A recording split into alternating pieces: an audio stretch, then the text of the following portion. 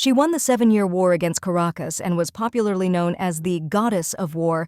For her power and courage, she was called the Daughter of the Gods, the rightful monarch of Babylon, Aroa Penrel Astrafot. The queen looked at her subjects and told them to continue their report. The queen was forced to choose a candidate for her husband. The man looked at the queen and announced the first candidate. Kyle LeBron, currently 34 years old, is the youngest and most emeritus professor in the Academy's history. The man looked at the queen intently and said that Kyle had never been engaged. The queen thought for a moment. He was also called the scientist who represented the intellect of Babylon. The man frowned and said that the first candidate was not interested in women. Looking at the queen, he said that because of this rumors began to spread that the young man doubted himself as a man. The man looked at the queen with a forced smile and asked how she liked this option. The queen in turn said that she really hates insecure men. Everyone looked at the queen with bated breath, trembling with fear. Looking at the queen, the man said that the second contender was Eve Tan, currently 26 years old, as an officer in the Capitol National Guard.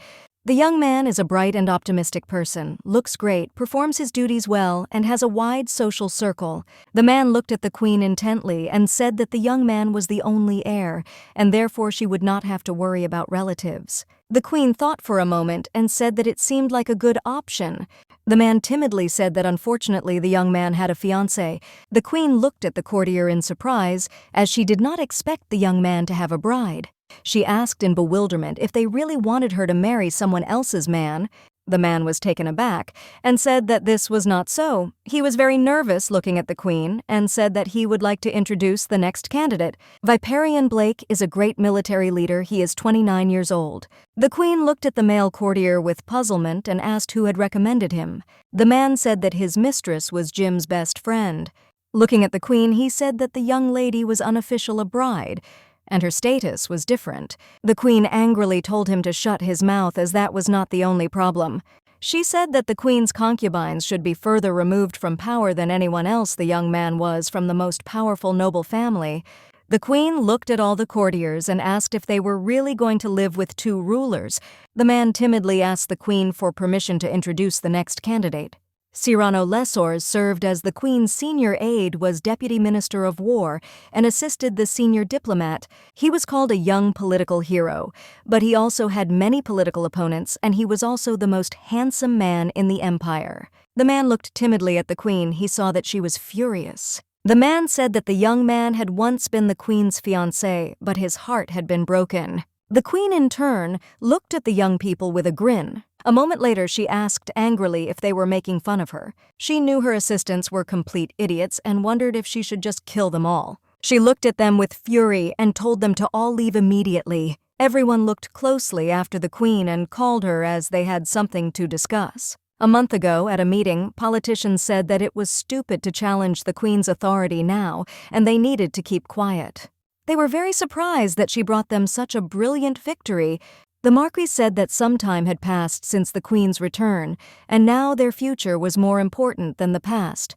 They were all afraid that power would pass to the Queen. They were very worried about this issue, and they were perplexed. They knew that they had to remember about the army because they had to gather all their forces. The politicians were arguing among themselves continuously. The man looked intently at everyone gathered and in a trembling voice said that he had an idea. A moment later, he said very loudly that they could force the Queen to marry. The politicians looked at the man in bewilderment and asked what he meant. The man looked at the Marquis intently and said that this was a very good idea. He said that she has no lover, and whoever we are in their country, the ruler's partner has no influence.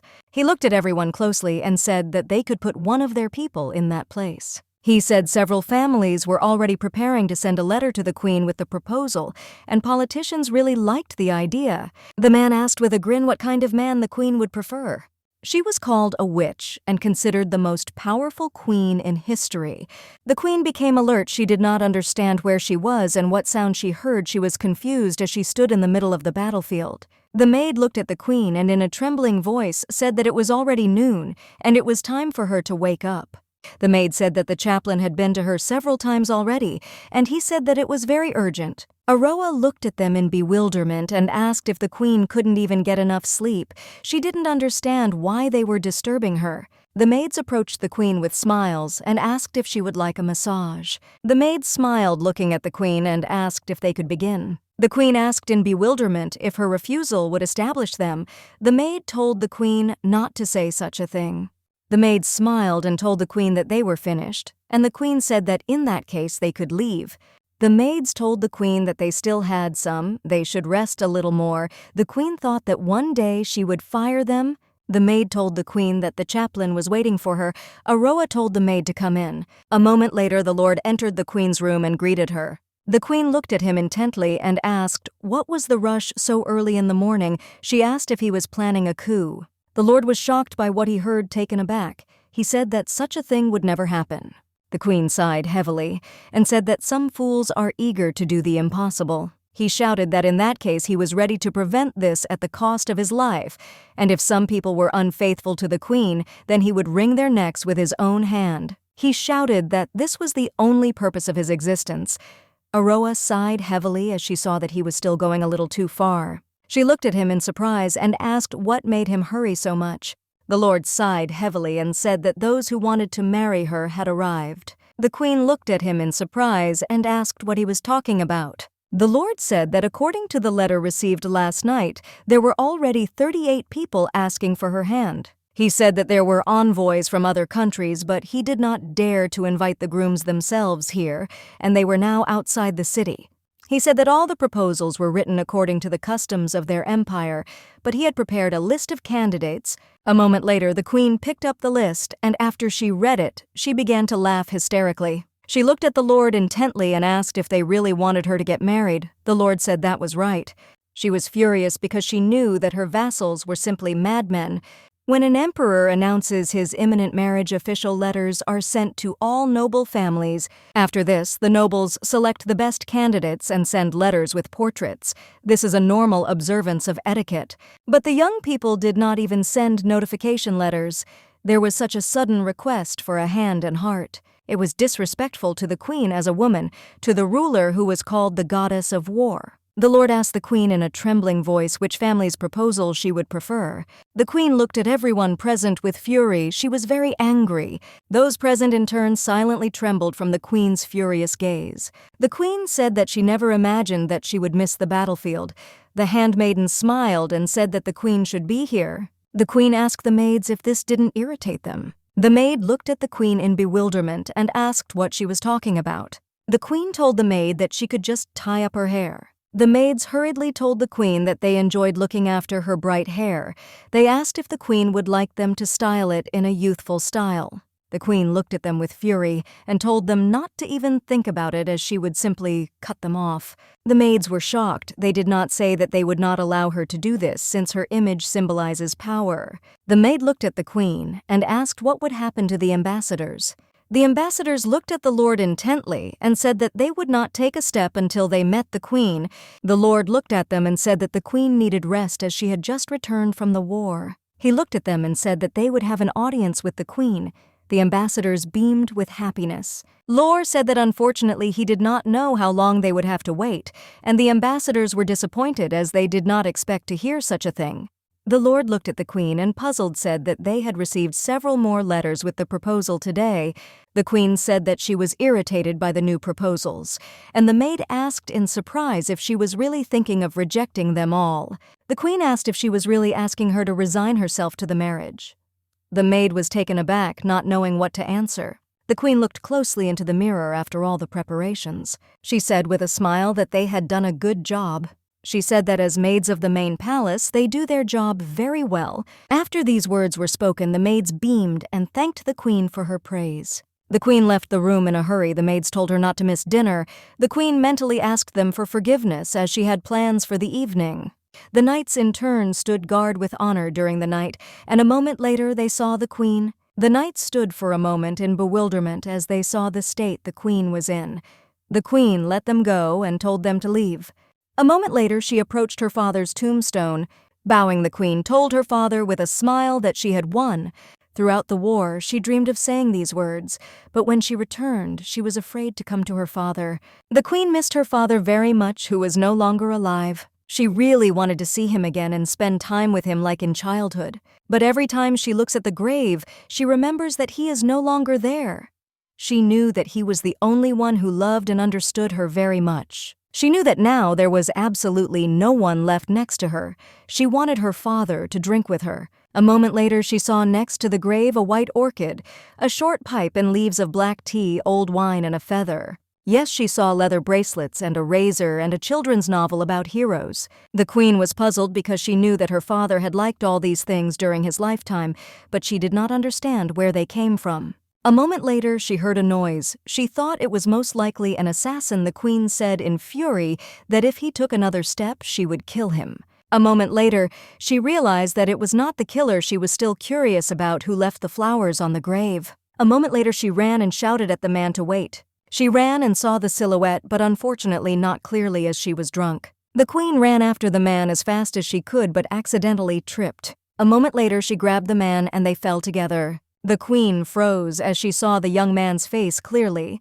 She was shocked as she recognized who it was. She was shocked and didn't understand why he was there, but a moment later she pushed him away. The young man was in shock. He screamed and called for the queen, but all was in vain.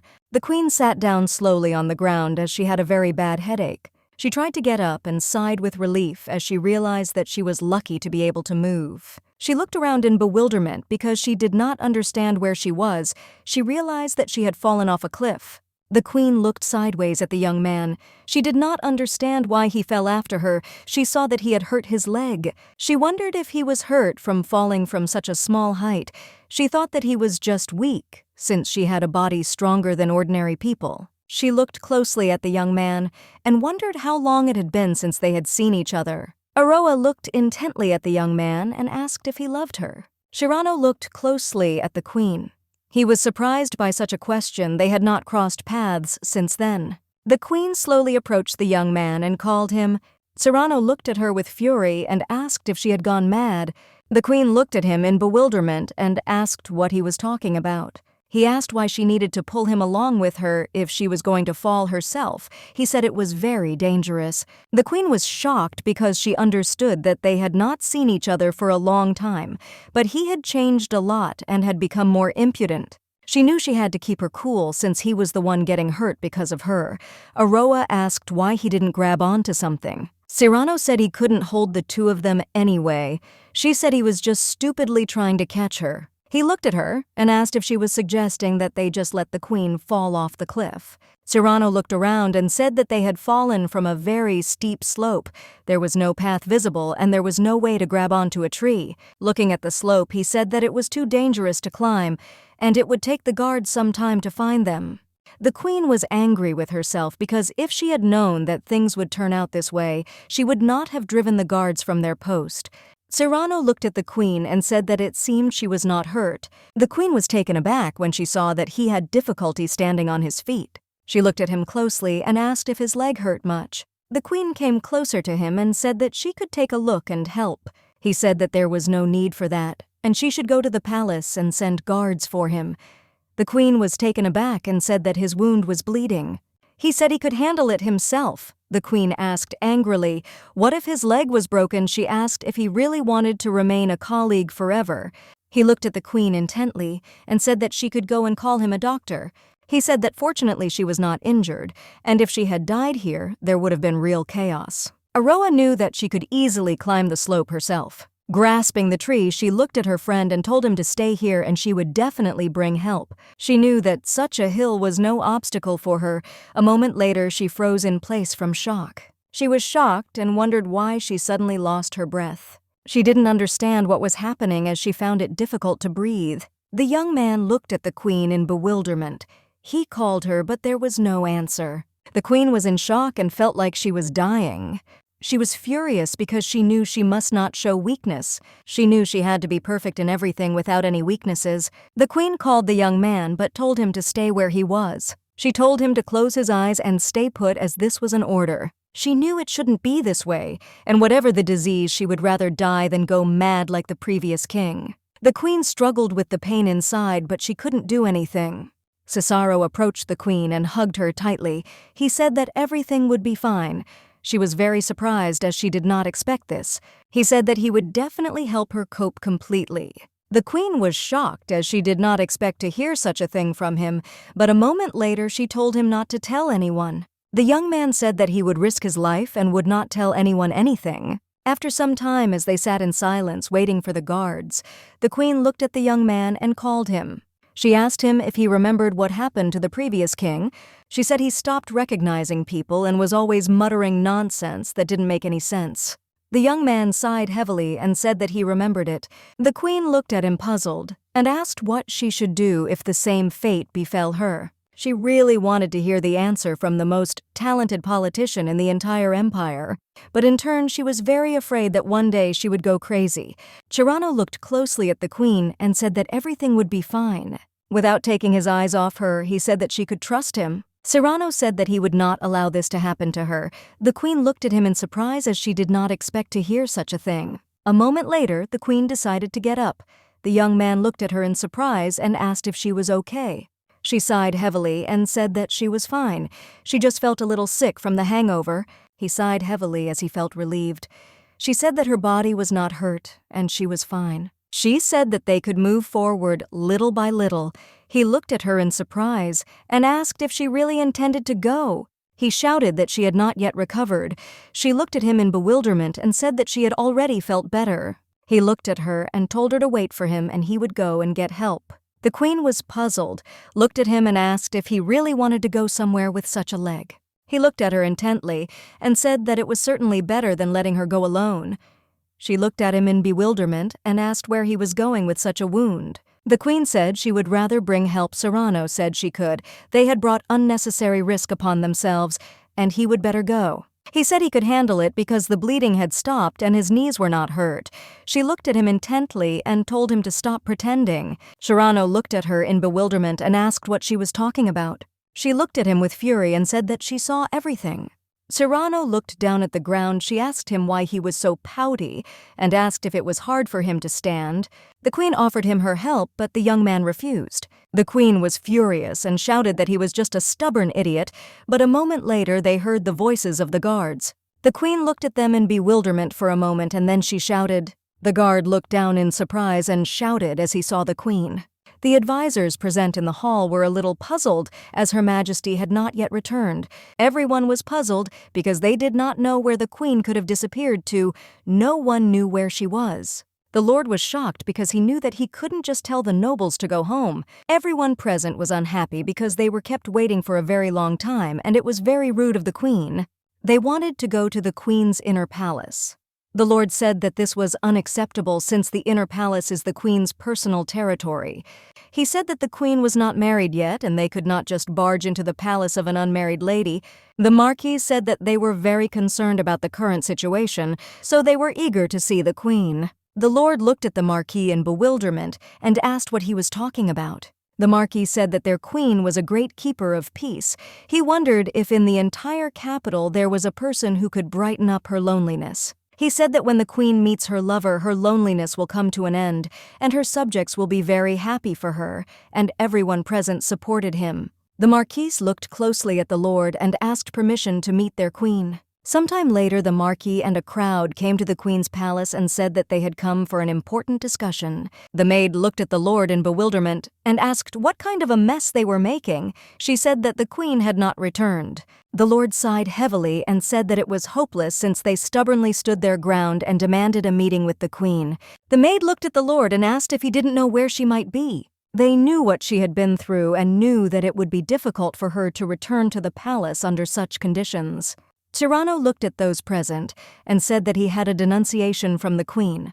The lord was shocked. He asked where the queen was. He looked at them and said that she intended to pacify the annoying rabble, and therefore everyone was ordered to head to the conference room. Sometime later, the maid saw the queen and froze in shock. The maid asked the queen how she felt. The queen sighed heavily and said that she felt better than she looked. She looked at the maids and asked if they could get her cleaned up as quickly as possible. The maids looked at the queen in surprise and confusion and said that they would do everything. After a while, the queen shone in all her beauty. She thanked the maids with a smile. The queen looked at the lord and asked if he would be in trouble if she killed everyone present right now. He sighed heavily and asked why she clouded her mind with such trifles. The Lord said that he was only her servant and she was his queen, so she didn't need to worry about such things. She looked at him sharply and said that he should be worried about that and asked if there were 86 nobles sitting there. She said that if they didn't have a gun with them, it would be easy to deal with them. She asked the Lord if he wasn't 86 years old. The Lord looked at the queen and told her not to worry about such things and to concentrate on the concerns she already had. The queen looked at him intently and asked if he really wanted her to kill them. She asked if they had really bothered him that much. The Lord in turn could not say it out loud. She smiled and said that it seemed to be true. She said that it was all a small matter since she could cut all their throats so that they would not bother him anymore. She smiled and said that they should still be tolerant today since killing them all would only cause unnecessary trouble. She said with a smile that it was time to calm them down quickly. A moment later, the queen slowly entered the hall and everyone present knelt before her. The queen in turn looked intently at everyone present with a grin. She saw that the scene was very different from the one she had seen before leaving for war. Previously, subjects shouted at the queen that such a decision was contrary to the laws of the royal family. They spoke out against it and said it was simply unacceptable. They told the queen that customs must be respected. She thought that the long war had not been in vain, as she saw how they all now humbly bowed their heads before her. The queen looked intently at all her subjects and ordered them to raise their heads. The men slowly carried out the queen's order and also thanked her. The queen looked at those present with a grin and said that it seemed that the atmosphere had changed very much. She asked if they had attended etiquette classes together.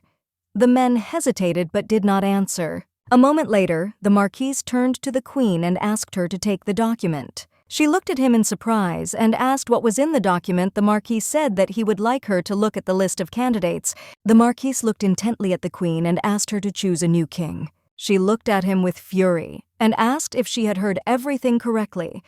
The marquis said that everything was exactly as he had said earlier. The marquise looked at her intently and asked her to choose a new king, a father for her children. He said that the position of king cannot be allowed to remain empty. He said that she had finally returned from the war, and now she needed to pursue the right policy. He begged her to choose a legal husband for herself. The queen looked at them with fury, for she saw that they were arbitrarily trying to appoint a partner for their ruler. The man said that if she did not fulfill her duties as a royal, the future of the country could be at risk. They said that it was your duty as a queen to establish strong roots for the royal family. She understood that they wanted to say that if she did not give birth to a child, then she did not even dare to call herself a queen. She saw their intentions. Now that the war was over, they saw her as a vessel for the birth of a new king, but the last few years had not been in vain for her. The queen looked at them intently and laughed with a grin, asking if this was really their list of candidates. The marquis looked at the queen intently and said that this was indeed the case, since they were all members of families that were part of the nobility. The queen looked at the list of candidates with fury. The lord could see that the queen was furious. He wondered if she intended to kill them all. The queen quietly told the lord to remember the faces of everyone present. The lord sighed heavily and agreed with the queen. The queen looked at them with fury and told them to go away, as she would decide everything later. The aristocrats present disagreed with her as they wanted to resolve the issue quickly. She looked at them with fury and asked if she really should give birth to their heir right here so that they would shut up. Everyone would freeze in shock. The lord in turn understood that a storm would soon begin. Cyrano returned home and thought about the current situation. He remembered how the queen suddenly clutched her heart. The young man remembered that the previous king had the same disease. He sighed heavily as he realized that this disease was different. He wondered what could have caused her to become so suddenly ill, and a moment later he realized that it was the war. The man was puzzled because he did not understand how they could defeat a powerful country. Cyrano looked at the man and said that it seemed like he forgot that they had a goddess of war. Cyrano, the man who encouraged her to go to the front lines. Aroa asked with a smile if he would say that he would miss his beloved. She asked what kind of a groom he was if he couldn't even say that. He looked at her intently and said that she must destroy Caracas so that they could not recover for a long time. He asked her to win the war and return back. The young man was furious because he understood that he was the only one to blame for everything. Cyrano, the young man, and asked where his grandfather was. The youth said that the Duke was now in the kitchen. Cyrano slowly walked into the kitchen and asked his grandfather if he was baking bread again. The Duke looked closely at his grandson and said that he had guessed wrong since today he would be baking sweets. The boy looked at his grandfather with puzzlement. He told his grandfather that he had taken not confectionery flour but noodle flour. The Duke asked in surprise if it wouldn't be good for desserts. Cyrano said that the package said the flour was for noodles. The Duke looked at the package containing this information in surprise. Cyrano sighed heavily and said that similar age takes its toll. The Duke looked at his grandson with fury and said that he was an impudent scoundrel. The Duke asked his grandson what was wrong with his leg and where he had been all night. Cyrano said that he had simply fallen. The Duke said he felt bad when his grandson left, but he felt even worse now that he had returned. He looked at his grandson with fury and asked why he had come to see him again. The Duke sighed heavily and said that he believed his grandson was still in love with the Queen, and if rumors were to be believed, she had never had anyone before. Cyrano said that several years had already passed and the Queen was no longer the same person. He told his grandfather that he should understand this himself. The Duke sighed heavily and said that everything was correct and he, of course, understood him. He asked his grandson to sit down. Cyrano looked closely at his grandfather and said that they were no longer children, and no one in their time played this game anymore. The Duke sighed heavily and said that the point of the game was only to win, lose, and have fun. Cyrano looked at his grandfather and said that it was his turn now. The Duke thought for a moment. The Duke slowly reached out to the structure. His hands trembled. Cyrano called his grandfather. The Duke looked at him with fury and told him to shut up as he could sort it out himself. The young man asked if the Duke remembered the symptoms that the previous king had before he went mad, but a moment later the structure collapsed. The Duke was furious. He asked if he really intended to start talking so that he would lose. Cyrano looked at him and asked him to answer the question. The Duke looked at his grandson in surprise and asked why he was suddenly interested in this question. The young man said that unfortunately he could not name the reason, but he would like to hear about everything. The Queen was furious because she knew that insomnia was her nasty affliction. She knew that during the war she could fall asleep instantly, even sitting in a tree. She wondered why she couldn't sleep in a comfortable bed. She thought that maybe it was because of those annoying cretins who started pestering her right after her return. She was furious because she wanted to quickly gather them all together and just burn them. She understood that in that case, everyone would consider her a mad queen. Aroa suddenly remembered Cyrano. She was sure that he would keep everything a secret. He was the one she could trust the most in the entire empire. The Queen was furious because she knew she needed something to drink to forget. She was confused and didn't know what to choose. She looked at the drink with a frown. A moment later, she heard some noise. Aroa was a little surprised. Turning around, she stared at the man who had entered her room. She wondered if he was the killer. She was a little surprised and wondered if he intended to fight her in such a bulky outfit. She saw that he didn't look like a murderer, but she didn't understand what he was doing. She thought that she should still scream out of politeness. The Queen looked intently at the young man who began to undress. She looked at the young man in surprise. She didn't understand what was going on at all. Aroa found the situation very funny. As a cute guy snuck into her room in the middle of the night and took off his cape, she knew that such a slender body and smooth skin without a single hair was popular among girls. The Queen looked at the young man and told him to stand where he was. She asked him what he was thinking. The young man was taken aback, not knowing what to answer. He was trembling with fear. She looked at him intently and asked who he was. The young man looked at the Queen with confusion. He did not know how to explain himself to her. She came closer to him and told him not to move. She asked with a grin if he was even wearing makeup. The Queen asked if he had come to her in such a guise to kill her. The young man was taken aback. He fell to his knees and said that this was not so. She looked at him with fury and asked if he had come to her in the hope that he would be able to seduce her. The young man trembled with fear and begged the Queen to have mercy on him. The Queen looked at him in bewilderment and asked his name. The young man was shaking with fear. He said his name was Snow. He said that unfortunately he had no last names. The Queen looked at him intently and told him to raise his head immediately. With tears in his eyes, he looked at her. She asked him angrily why he had come to her since he was so scared that he was ready to cry. Snow was trembling and saying that he was very sorry. He begged for forgiveness. The queen asked who ordered him to sneak into her chambers. She asked furiously if they really thought she would fall for his pretty face and make him her lover. She looked at him with fury and said that even though he was young, he would never be forgiven. He shouted that she was right and he deserved to die, but he still asked to be pardoned this time. The queen was puzzled. She did not know what was the right thing to do with the young man. A moment later, there was a knock at the queen's door. Tess said she had come to see her. The queen sighed heavily and said she could come in. The queen looked at her intently and told her to come into her room. Tess looked at the queen in bewilderment. The queen said that she must go to her chamber and come back to her. The maids in turn whispered quietly as they were curious about what had happened. A moment later, a scream was heard from the queen's chambers, and the queen asked, puzzled, if she had really hit him. Tess fell to her knees and screamed at the queen that they deserved to die. A moment later, all the maids were on their knees, saying that it was entirely their fault, as they had failed to ensure the queen's safety. Tess asked the queen to behead her, and all the guards standing guard. The queen sighed heavily and asked her to calm down. Tess said that it couldn't just be left like that. She couldn't understand who would come up with something like that. The queen said with a smile that in their eyes, she was a woman who was thirsty for sexual pleasures, and perhaps they thought she was starved for the opposite sex. She said that they were well aware of her long-standing adventures, and despite the fact that the war was over, she had to be on guard. Tess asked the queen for permission. She wanted to kill that man and skin him, and then she needed to catch everyone involved. The queen knew it would be much easier to just hunt them all down and get rid of them.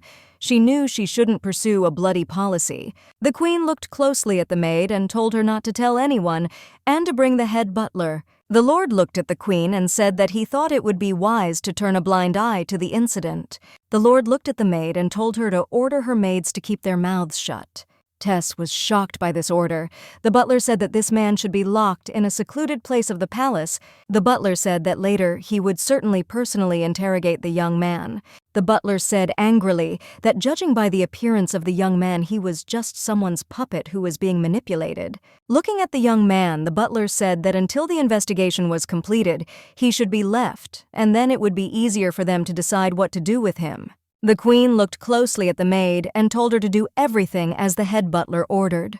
The butler told the queen that he thought it would not stop there, and the queen said with a grin that she knew about it. Sometime later, a meeting of members of noble families was organized. The queen looked at them in surprise and asked the cheese, since when only blondes could participate in noble meetings. The man told the queen that these children were all heirs of noble families. The queen looked at them with fury and said that even allowing bribes would have been a more sensible law. The aristocrats looked at the queen and said that they were doing everything only for the good of the queen and the kingdom. The queen asked angrily if all this was for her. A moment later, she called for the butler. She looked at them with a smirk and told her butler to choose one person to be her forehead protector. Everyone present looked at the queen, puzzled and shocked.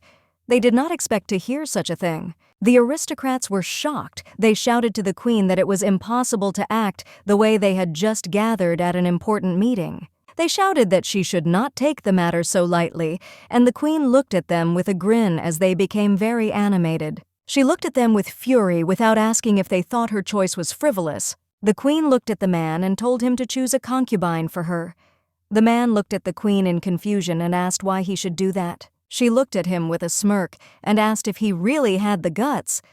The man was shaking with fear. The queen looked at the aristocrats with fury and asked if they were really going to teach her how to behave. The man was taken aback and told the queen that they would never do that. She asked the marquis why he thought she spent so much time on the battlefield. She asked if he had taken part in any battle. The man was taken aback, and the queen said with a grin that he had never taken part in a single battle. The man with a trembling voice said that he was sorry and begged to forgive his stupidity. She looked at them intently and said that she wanted to tell them an interesting story. She said that on the border near the southern ridge, the life of a private soldier had been ingloriously extinguished. She asked if they wanted to know why this had happened. She said that the poor guy had no idea that his food had long since gone bad, and because of this he became very ill and could not even stand his post. His last wish was to go to the front lines at least once riding a fine stallion. The queen looked at the Marquis with fury and asked if he did not find this amusing. She asked if he should not take on the role that the soldier dreamed of. The Marquis was trembling with fear. She said the young man had not been trained in how to sit properly in the saddle or hold a spear. She said that he sought death on the battlefield, not in bed. The queen said that the youth's name was Mariam, and they should remember this name well. She said that while they were getting drunk and stuffing their stomachs with delicious food, ordinary soldiers were dying because they got spoiled food. The Duke followed the queen. He looked at her and called out. The Duke asked how the story ended.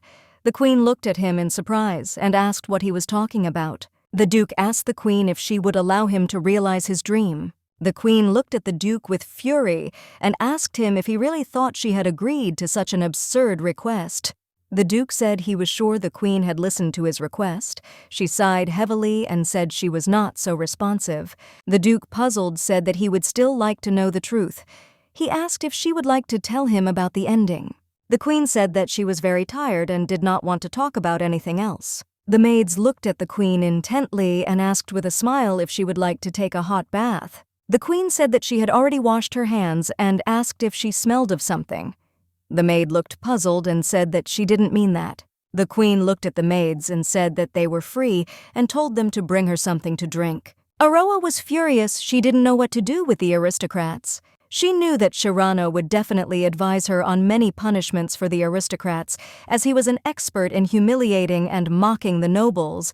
She knew that if he had not been her ex-lover, she would now have chosen him as her husband. The young man thought for a moment. He said that he had indeed taken part in that. He said that it was very strange since there had been such a great battle, but he could not remember. A moment later, he said that he remembered that battle. The Duke looked at the young man expectantly, for he wanted to know the rest of the story. The young man timidly said that that was all. The Duke looked at the young man with puzzlement and asked if there really had never been any Miriam. He asked if Her Highness simply wanted to fool 200 nobles. The young man looked at the Duke in surprise and said that there really was a soldier with that name. He said that the queen had fulfilled his wish. The Duke looked at the young man in surprise and asked if that guy had really died that same day. The young man said that it wasn't so.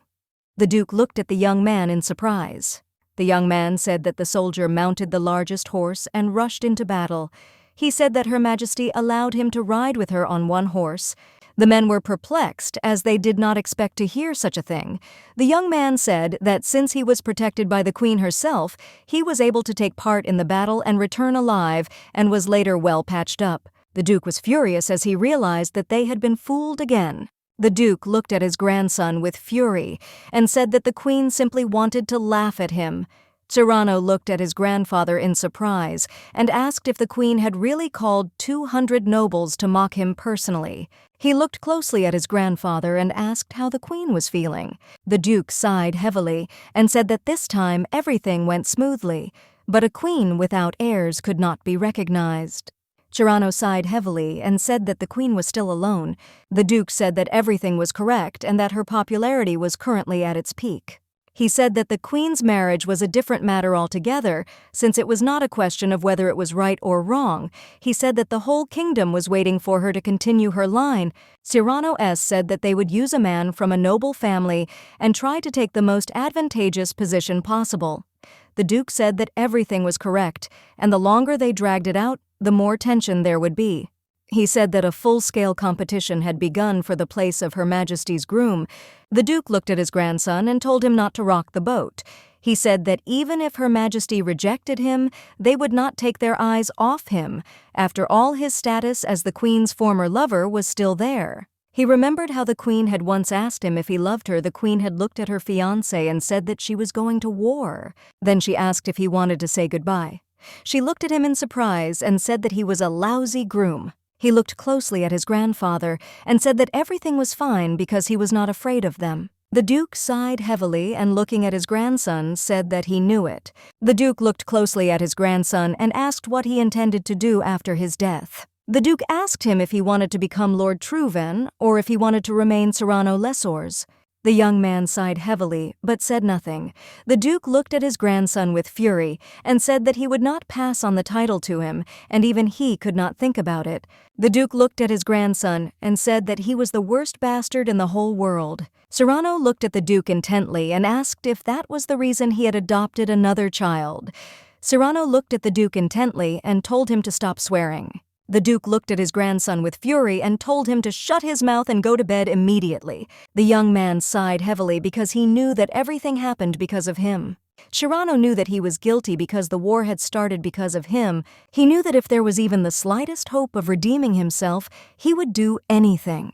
The maid looked at the queen intently and called her. She said that it was already morning and she needed to get ready. The queen said angrily that she did not want to go anywhere. The maid bowed and told the queen that the chaplain was waiting for her.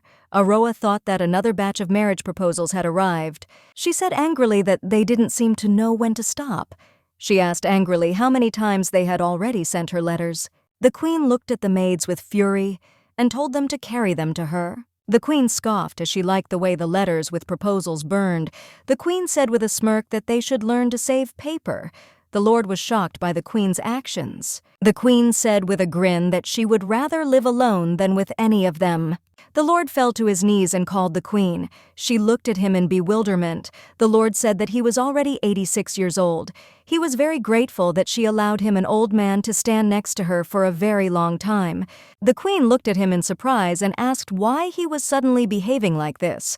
The lord said that Her Majesty was called the greatest monarch in their history, said that his pathetic body had little time left. The queen was taken aback and came closer to him. She did not understand what had come over him. The lord looked at her closely and said that he had been told that she had insomnia, and that it was very difficult for her to fall asleep without alcohol. He asked if she really felt lonely and scared. He said that the queen's loneliness was an affliction that even hundreds and thousands of subjects could not eclipse. The queen looked closely at the lord and with a soft smile said that she was fine. The lord looked at her intently and said that so many kings and emperors had listened to the whispers of their lovers. He asked if she knew why this happened. The queen looked at him in surprise, as she was at a loss. The lord looked at the queen intently and asked her to hear his last request. He said that she had spent a long time on the battlefield, and that only her lover could give Her Majesty peace and satisfaction. He said that her loneliness had even deprived her of sleep, and he wished her all the best. The queen looked at him intently and said that she was not celibate. She said that in any case she did not want to marry a man who was too infatuated with her. The lord looked closely at the queen and said that these were very wise words. The lord said that up until now she had protected their empire, but now he prayed for her to find someone who could protect her as well. The queen looked at him intently and said with a soft smile that he was right. The lord looked at the queen in surprise and asked if what she was saying was true. He asked if she was joking. He was very worried that she might change her mind and go on a long campaign again. Aroa smiled and said that it was in her best interest to get married, so she would do so. She said that he did not need to worry, as within this year she would already introduce her fiancé to him. The lord was very surprised and at the same time wounded. He bowed to the queen with a radiant smile. Aroa said that sooner or later she would find a man who could fill the void in her heart. The lord bowed and said that Her Majesty would definitely meet the man she needed. The queen knew that there were many wonderful men in their empire, and it would not be difficult. She looked at the lord closely and said that a foreigner would not suit her, since the man must necessarily be from their empire, and he must also be in good physical condition and have a penchant for learning. She said that he should be the only child in the family, and the older sons would not do. He should be a warrior who is not afraid of difficulties. The lord wrote down all her wishes. The queen said that one who was too rash would not do either.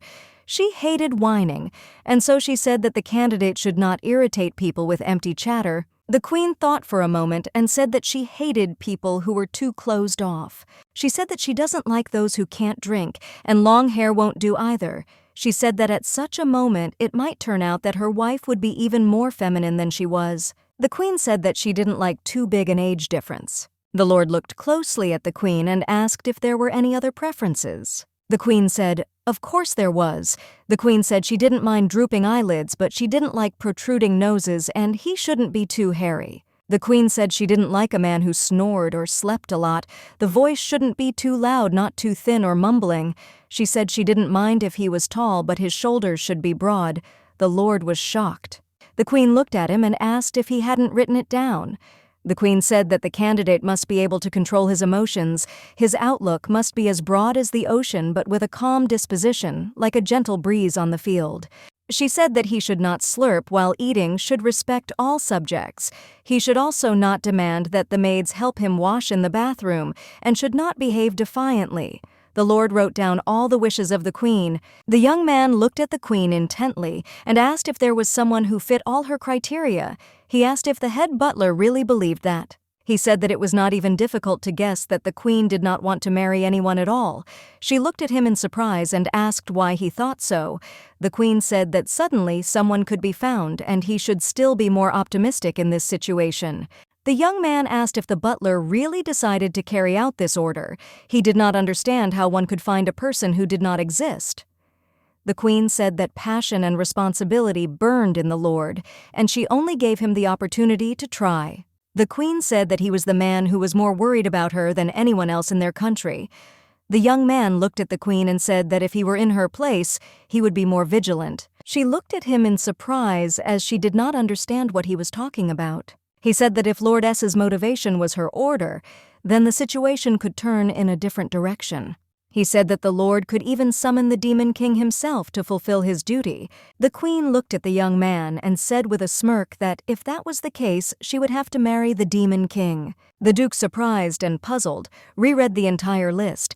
He was very surprised by the queen's demands. The duke looked at the head butler and asked if making a long list didn't mean the queen simply didn't want to get married.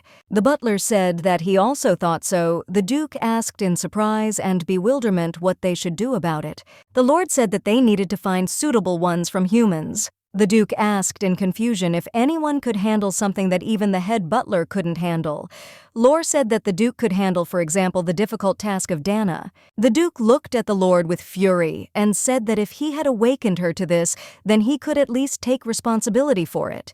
He said that after all, Her Majesty was not some pathetic girl, and she would survive even if she did not find a suitable man. The duke sighed heavily and said that if she was lucky enough to find someone, she should make him her husband. The Lord looked at the duke with fury and said that it was irresponsible of him. He asked how he still managed to hold the title of duke. They glared at each other angrily for a while. The duke sighed heavily and said that in any case he would not be able to help in this situation, and he would have to look for solutions himself. The Lord looked at the duke and said that Tirana would do lessors. The duke looked at the Lord in surprise and asked, "What does his grandson have to do with it?" He said that their marriage had been annulled long ago. The Lord sighed heavily and said that he knew about it. The duke looked at the head butler with fury and said that those two had long since broken all ties, and he did not want to drag out this story even further. He wanted to close this topic. The duke sighed heavily and said sadly that no matter what they did, they would not be able to restore the broken relationship. He said that this was only an invasion of someone else's life. The Lord said that they needed to return everything to the way it was, and the duke must understand this too. The duke said that he did not understand anything.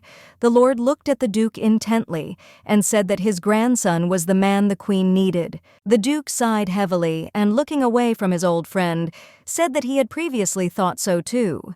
He said that being a citizen of his country, he wished happiness to the queen. The duke sighed heavily and said that his grandson was the only child left in his family.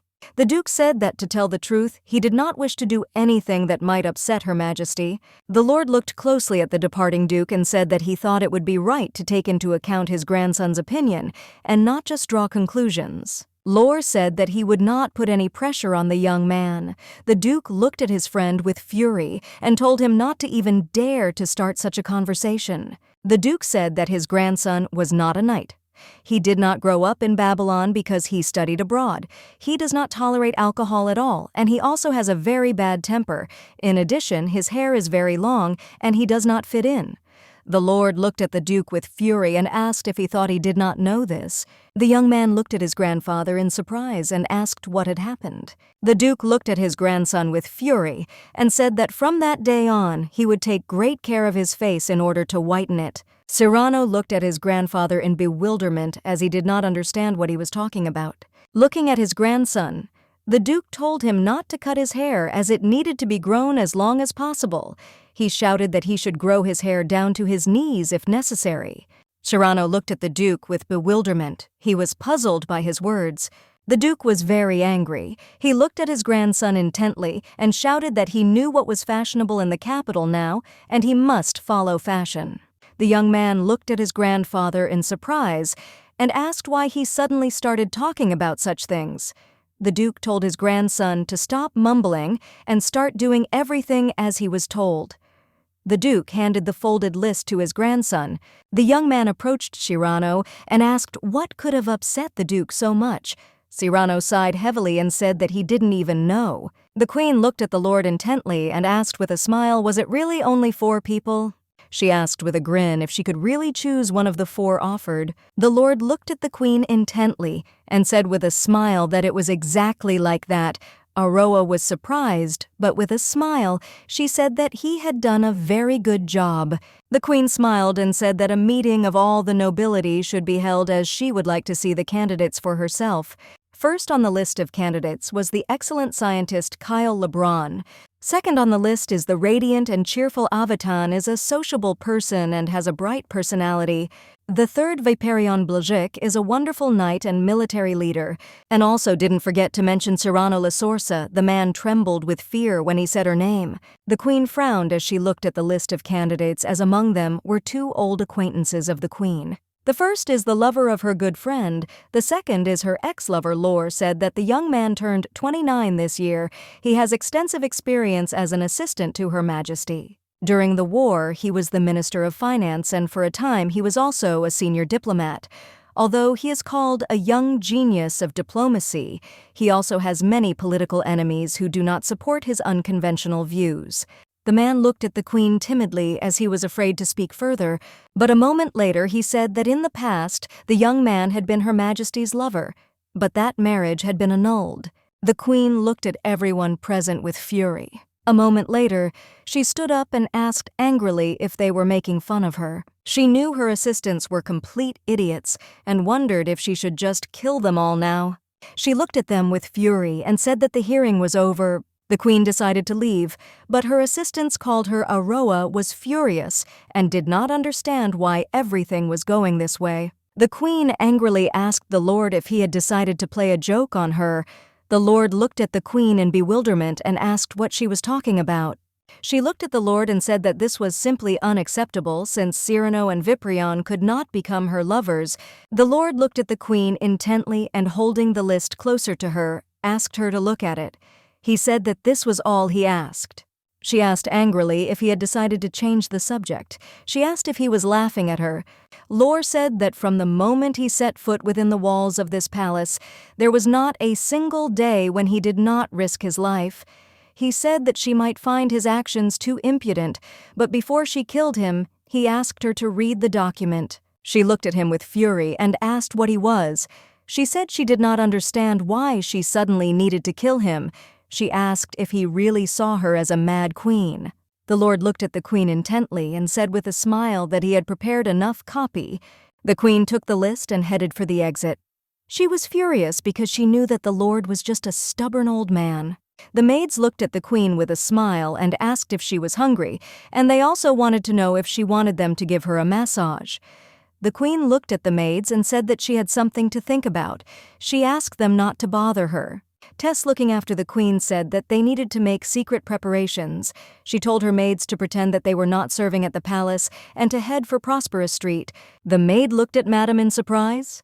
Tess told the maid that everything was correct and she would come across the popular Salute pub there. Tess looked sharply at the maids and told them to get it done as quickly as possible. The Queen, in turn, stood on the balcony and pondered this situation. Tess came closer to the Queen and looked at her with a puzzled expression, saying that she looked worried. The Queen sighed heavily and said that it was so. Tess told the Queen that food and wine had long been served. Aroa sighed and said that she would go and eat a little later. Tess, looking at the Queen, said that Isabel Salute would soon come to her. The Queen was surprised as she did not expect to hear such a thing. She did not understand why her friend should suddenly come to her. Tess said with a smile that to be honored with the honor of drinking with Her Majesty in person, one must be able to sing the best in all Babylon. Sometime later, the young lady entered the queen's room and said with a smile that she smelled a wonderful smell. The queen looked closely at the young lady and said that she had come running to her quite quickly. Isabel smiled as she looked at the queen and asked if this was her wonderful night. The queen looked at the young lady intently and said that she would have to change her perfume as the smell was simply awful. Isabel smiled and said that she would never do that, as she loved the smell of roses very much. Isabel looked at the queen in surprise and asked why she seemed so worried. The queen was puzzled and said that she had to choose one of 4 candidates for husband. Isabel looked at the queen in surprise and asked if she really had to choose from 4. The queen looked at her in surprise and asked if it wouldn't be more correct to say just 4. Isabel looked at the queen and said that she was sure that there would only be 2 of them. She said that only Cyrano and Viperion were suitable for this role. The queen looked at the young lady and said that she still had the courage to offer her own lover as a husband. Isabel said that she never accepted his love, and besides, they are not even married. Isabel said that she was just a girl from the pub and Viperion was the heir to the ancient Blake family. Isabel looked at the queen intently and asked with a smile who the candidates were. The queen sighed heavily and told her friend that she had guessed 2 of them, but she didn't know the other 2. Isabel smiled and said that there was a commotion throughout the city, and in every tavern they were discussing and betting on who would be her husband. Isabel smiled and said that it was very funny that every time they mentioned Cyrano the most, the queen looked at her friend in bewilderment and asked what was wrong. Isabel said that even though they had separated when he was still a good candidate, the queen thought for a moment and said that she had just met him. Isabel was surprised as she hadn't expected to hear that. A moment later, her face changed, and looking at the queen, she asked how everything had gone. The queen looked at her friend in bewilderment and asked what she was talking about. Isabel said that they had not seen each other for a long time and asked the queen what she could tell about him. The queen thought for a moment and said that the atmosphere had been very awkward at the time. The elder asked, "Is it really so, even after all the time that had passed?" The queen asked, surprised, "Is it really so?" The young lady said that usually, after a few years, the past is easily forgotten. Isabel asked the queen if there was not great love between the 2 of them. Isabel asked if they were now only a ruler and a subordinate. The queen sighed heavily and said that it was true.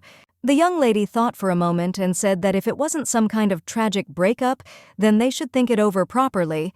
Isabel said that they would not only feel interest as at the first meeting, but also comfort, since they had known each other for a long time. The queen said that the young man was embarrassed to see her, and he was beginning to get angry, because he could not even find the words. The young lady looked at the queen intently and asked with a smile, "What about her?" The queen said that it was also difficult for her to say anything since all her thoughts immediately became clouded. The young lady smiled, looking at the queen, and said that Tuki was still there. The queen looked at her friend in bewilderment as she did not understand what she was talking about. Isabel looked at the queen intently and said that she needed to go on a date. Aroa looked at her with confusion as she did not understand what she was talking about. Isabel asked the queen to go on a date and have a good rest. She said that she was talking about those candidates. Isabel said that it didn't just apply to people she didn't know. She said it applied to Cyrano and Viperion. Isabel smiled and told the queen to think of them all as new acquaintances. Isabel asked the queen to evaluate them objectively. Isabel told the queen to remember to ask herself if she could live with this person for the rest of her life.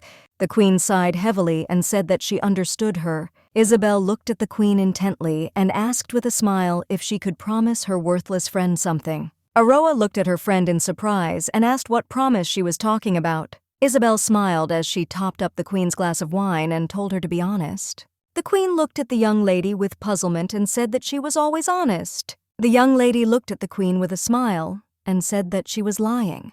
Aroa P. looked at her friend and said that she was just an impudent girl. Aroa said that she was still the queen. Isabel smiled, looking at the queen, and asked how she could forget about this.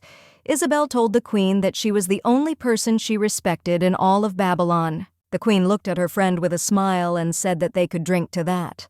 The young lady smiled and said that they would only have one glass. Sometime later, Isabel Yu was carried out of the palace as she was unfortunately unable to move around on her own.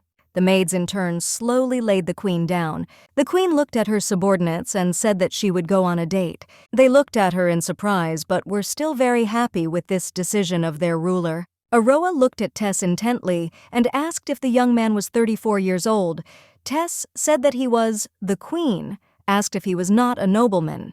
Tess S. said that he came from a wealthy family but gave up his title and became a professor at the academy. The queen asked in surprise if there were other similar cases. Tess S. said that such a thing had never happened before, and in the entire history of the academy, he was the first such person. The queen asked in surprise what he was studying. Tess S. said the man was studying foreign policy analysis. She glanced sideways at the maids as she saw that they had prepared dresses for the queen, but a moment later she gave them a signal and they put the dress away. The queen looked at her maid intently and asked how he had responded to the demands for a meeting with the queen. Tess S. said that the young man had said that if he wanted to politely decline the marriage, he should meet Her Majesty in person. The queen laughed and said with a smile that he was a very cheeky guy. Tess looked at the queen in surprise and asked why she chose Siori Palace. The queen smiled at Tess and said that the palace had a very beautiful garden and that there were a lot of roses blooming there every summer. The man looked intently at the queen and led her to the candidate. Kyle looked at the queen in surprise and intently. The young man froze, looking at the queen as he did not expect to see her so quickly. A moment later, he greeted the queen according to all the rules of etiquette. She looked at him intently and said with a smirk that it was very tasteless, since after all, it was a normal meeting. He looked at her in surprise and asked with a smile what he should say. The queen smiled and said that they could put it off until later and asked why they didn't take a walk. The young man smiled and said that it was a great honor for him. He slowly took the queen's hand. Cyrano read an article that criticized the views on the power of the first king and Her Majesty. He did not even doubt that the author would be the same unknown writer. He was surprised because he saw a clear handwriting and objective views. And yet he saw that in this bold article there was not a drop of respect for the crown. The Lord said angrily that he had already read it, and the first time he had a similar impression, but after reading it a second and third time, he felt a certain difference. The Lord asked Cyrano if he noticed it. The young man said that by hiding everything under criticism of the crown, she was ridiculing the nobles. The Lord looked at the young man and told him to read something else. Cyrano was surprised because the unknown author compared the meeting of the aristocrat with a raid of lousy dogs. He wrote that if they took part in the war, then all the enemies would die from laughter. Cyrano knew that a similar message was conveyed in many other articles. He knew that if the author's name was known, he would have been gotten rid of long ago. Cyrano said that he would pray that he could continue to hide behind a pseudonym. He knew that the author was Kyle LeBron. The Lord sighed heavily and said angrily that it would not be easy since they had announced a very high reward. Cyrano looked at the Lord in surprise and said that he believed the nobles themselves had done it. He asked how high the reward had been announced for him. The Lord said that they would pay 100,000 in gold to anyone who revealed the true identity of the author, and the back alley was already full of such announcements. The queen and her companion strolled leisurely around the garden. The queen looked at the young man and asked him if he was interested in why the vegetation in this garden was so low. He looked at the queen closely and said that Her Majesty had spent her childhood in Siori Palace, and he believed that the gardener had done so because of her age. He said it was all for her since no one wanted the princess to get hurt. The queen looked at her companion with a smile and said that this was partly true. She looked at the young man intently and said that she should have seen everyone. He looked at her in surprise and asked what she was talking about. The queen said that she had to see everyone and everything around her. She needed to know who was sneaking up on her and what was happening behind her, because she needed to look around to ensure her own safety. She smiled and said that when she was 11 years old, she gathered all the gardeners and ordered them to cut down all the plants that were taller than her. Kyle looked at the queen intently and said that he now realized that there was more to it than just a romantic message. The queen looked at the young man closely and asked with a smile if he really expected romance. She told him, with a smile, not to even try to deny it. The young man hesitated, not knowing what to answer, and timidly moved away from her. The queen looked at the young man with a smile and asked for forgiveness. She said that she did not mean to upset him at all, as she was trying to be honest with him. He timidly turned his gaze away from her and said that she didn't need to apologize to him at all. The queen said that if they became husband and wife, there would be a celebration today, and then this place would become their romantic corner. He looked at her in surprise and shock as he was shocked by her words. Kyle asked if she was really talking to him seriously. Now the queen looked at him with a smile, as she did not understand why he was reacting to her words like that. She said that they were on a date now. The queen said with a smile that if everything went well, they would really get married. Kyle looked at the queen with surprise and confusion and called her. The queen smiled and said that he could be honest with her. She looked at him intently and asked when he was told that he could be one of the candidates. What was his reaction to the offer given to her? Kyle looked at the queen intently and, puzzled, said that he was very surprised. Aroa looked at the young man closely and smiled and told him to repeat it. As she had told him to be honest, Kyle said that he had been told that an invitation had come from the palace. He said that he did not know whether she knew or not, but rumors spread quite quickly in the academy and the children enjoyed it. She looked at him in surprise and asked if the rumors of their meeting had spread throughout the academy because of one invitation. He smiled and said that when he returned, no one knew yet that the queen was choosing a husband for herself. However, they soon received a telegram right at the door of his laboratory. The queen said that it seemed that complete chaos had begun. Kyle said that at first he himself didn't believe it. He timidly said that being chosen to be the queen's husband was a big deal. He said that he thought it was a joke by the students, so he threw them out. He looked at her intently and said that he was not the one for this role. The queen looked at the young man with a smile on her face. Kyle sighed heavily and said that he was not such a great man. Cyrano looked at the lord and asked if they were really ready to pay such a fabulous sum for his capture. He said that it seemed like they were serious about capturing him. The lord sighed heavily and said that everything was correct. Lore said that as they can see, he continues to write the truth and many people support him. Cyrano S. said that everything was correct and it seemed that the nobles were seriously worried. Cyrano said that he was a professor who wanted to recreate a picture of an ideal world. The queen looked at her companion closely and said with a smile that she had been very interested in life at the academy. She asked him why he did not ask questions in return. He looked at her in surprise and asked her with a smile how she managed to cross the mountain range. Since he knew that in winter there was incredibly thick snow, the queen smiled and said that she used the method of the barbarians, and they are not as primitive as they may seem at first glance. She said that, however, their way of life was so different that they could not understand them. Cyrano looked at the lord intently and said that he was now truly interested in meeting the young man in person. Kyle looked at the queen in surprise and asked what barbaric method they were talking about. The queen said that they were heating the path with fire and digging holes to create a shelter with a suitable temperature. Cyrano said that he would stop all the nobles who wanted to put a reward on the author's head. He said that he would under no circumstances allow his identity to be revealed to the nobles. Aroa knew that she would have to meet Evan next Han. The only thing she liked about him was his service in the National Guard before his family went completely bankrupt, but she was depressed by the fact that he had a fiancé. The queen said she saw virtually no advantage. She was puzzled that despite all this, he was still chosen as one of the candidates. Tess looked at the queen with a puzzled expression and said that it was indeed strange. She asked the queen if she had asked the head butler. The queen said she had asked, but he had only said that she should meet him at least once. She said that perhaps he had a reason for it. Tess looked at the queen and asked why she had asked the second candidate to choose the meeting place himself. She said that he was rather embarrassed about it. The queen smiled and said that it would be more interesting that way. She said that based on the place he chose, she would get a clue about his identity. But still, the queen was a little puzzled as the place he chose was the 12th pub. She smiled and said it was quite a nice place. The fact that when he first met the queen, he invited her to go for a drink in a pub was already promising.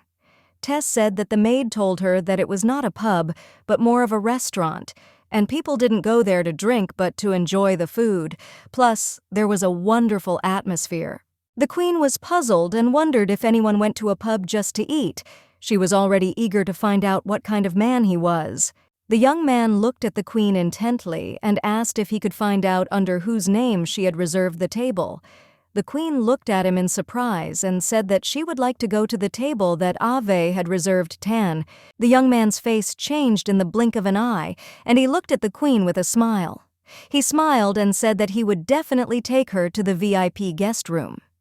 The queen looked at the young man in surprise but did not answer. A moment later, she entered the room and saw the young man sitting at the table, trembling as he waited for the queen. The young man looked closely at the queen and with a smile wished her a pleasant time. The queen in turn looked intently at the young man as he looked better than she expected. She wondered if he didn't have a cute face. Ave in turn became very nervous when he saw the queen and addressed her by her title. The queen looked at him with fury and said that she would mince him if he called her that again.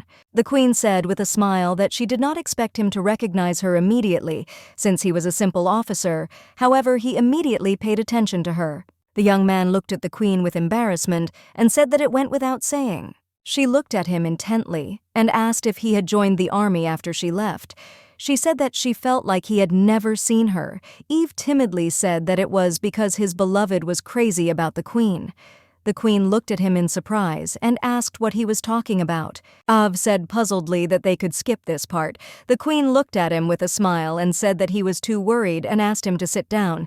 He meekly agreed. The queen looked closely at the table where there were different dishes. She said that of course she liked to eat well, but she asked the young man if he had ordered too much of everything. He looked at her intently and said with a smile that he had heard that good food helps people open their hearts. She looked at him in surprise and asked if it was true. He said he had been told that she loved seafood and spicy food, so he ordered the best spicy seafood in the entire capital. The queen was surprised and pleased by this. She realized that he was very well aware of her tastes. Eve looked at the queen and said with a smile that the ingredients and the food itself were of the highest freshness. He said with a smile that this restaurant served the most delicious southern chili sauce. The queen smiled, looking at the young man, and said that she understood everything, and also said that in that case they could try everything. The queen slowly tried various dishes. She wondered if food could really be so delicious. She was delighted, and her taste buds were simply shining with happiness. A moment later, frowning, she said she needed some wine. With the speed of lightning, the young man approached the queen and with a smile poured her some fine wine. He said that he had thought of everything. The queen looked at the young man in surprise as he had amazed her. Aroa looked at him and said with a smile that she was pleasantly surprised. Ave with an embarrassed smile said that no matter who he told, no one believed him. He said that it was a great honor for him to be present on this date with her. The young man smiled and said that he was also quite interested to know about the person who had recommended him. The queen smilingly said that it was Sir Ganesh. Eve looked at the queen in surprise and asked in a trembling voice if he was not Her Majesty's closest aide. He could not imagine that such a person would recommend him. The queen looked at the young man and said that she was also quite interested. She looked at him and asked what he thought were his strengths. The young man said timidly that he didn't even know, and he doubted that appearance was the main criterion. The queen looked at him in surprise and asked if he really thought he looked better than all the men in the empire. Eve timidly said that he didn't mean it. She looked at him in surprise and said that he had just said it himself. A moment later, he said with a smile that he was the nice guy type. The queen looked at the young man closely and asked how his beloved felt about this. Since he had become a candidate for the role of the queen's husband, she said that even if the marriage with her was agreed upon by their parents, she should give her consent. The queen said that it would not be very good if he betrayed his own wife. The young man looked at the queen with embarrassment and asked if he could ask her for a favor. He said it was a very small favor. The queen looked at him intently and asked what he was talking about. He handed her a piece of paper and asked her to write her name on it. The queen looked at the young man in bewilderment and asked what he was talking about. He timidly said that he would like to receive her signature as a souvenir. He smiled an embarrassed smile and said that his beloved made him ask the queen for an autograph. He asked if she could help him with this. The queen looked at the young man in surprise and asked if this was really his fiancé's request. The young man became sad for a moment and said that it was, and if he did not bring her an autograph, he would have problems. Aroa smiled and said that she picked him up and also asked him to repeat his fiancé's name again. He smiled and said that her name was Vanessa Brunhill. The queen thought for a moment and remembered the young lady. The queen knew that the young lady was one of the most famous ladies in all of society. She wondered if she had thought correctly or if they were just namesakes. The young lady in turn looked at the document with a smile. She was shocked and couldn't believe that she had received an autograph from the queen herself. Ave looked at his beloved and timidly said that he was also very surprised when the queen agreed. He also said that the queen's handwriting was a little strange. The young lady sighed heavily and told her companion that he was very noisy. Ave looked at the young lady with a puzzled look and asked if she was still angry with him. Eve looked at his beloved puzzled, but said that he really didn't have any relationship with that maid. He said that he had only seen her a few times when he was passing through, and she said that she was going through a hard time and she just needed to talk. Vanessa looked at the young man with fury and said that this was just ridiculous. She asked if she didn't have any friends, parents, brothers, and sisters to talk to. She asked why he should talk to someone alone with whom he had no relationship and in a bar. Eve looked intently at his beloved and asked if she was jealous. She said with fury that this was not the case at all. Vanessa looked at the young man intently and asked what her problem was.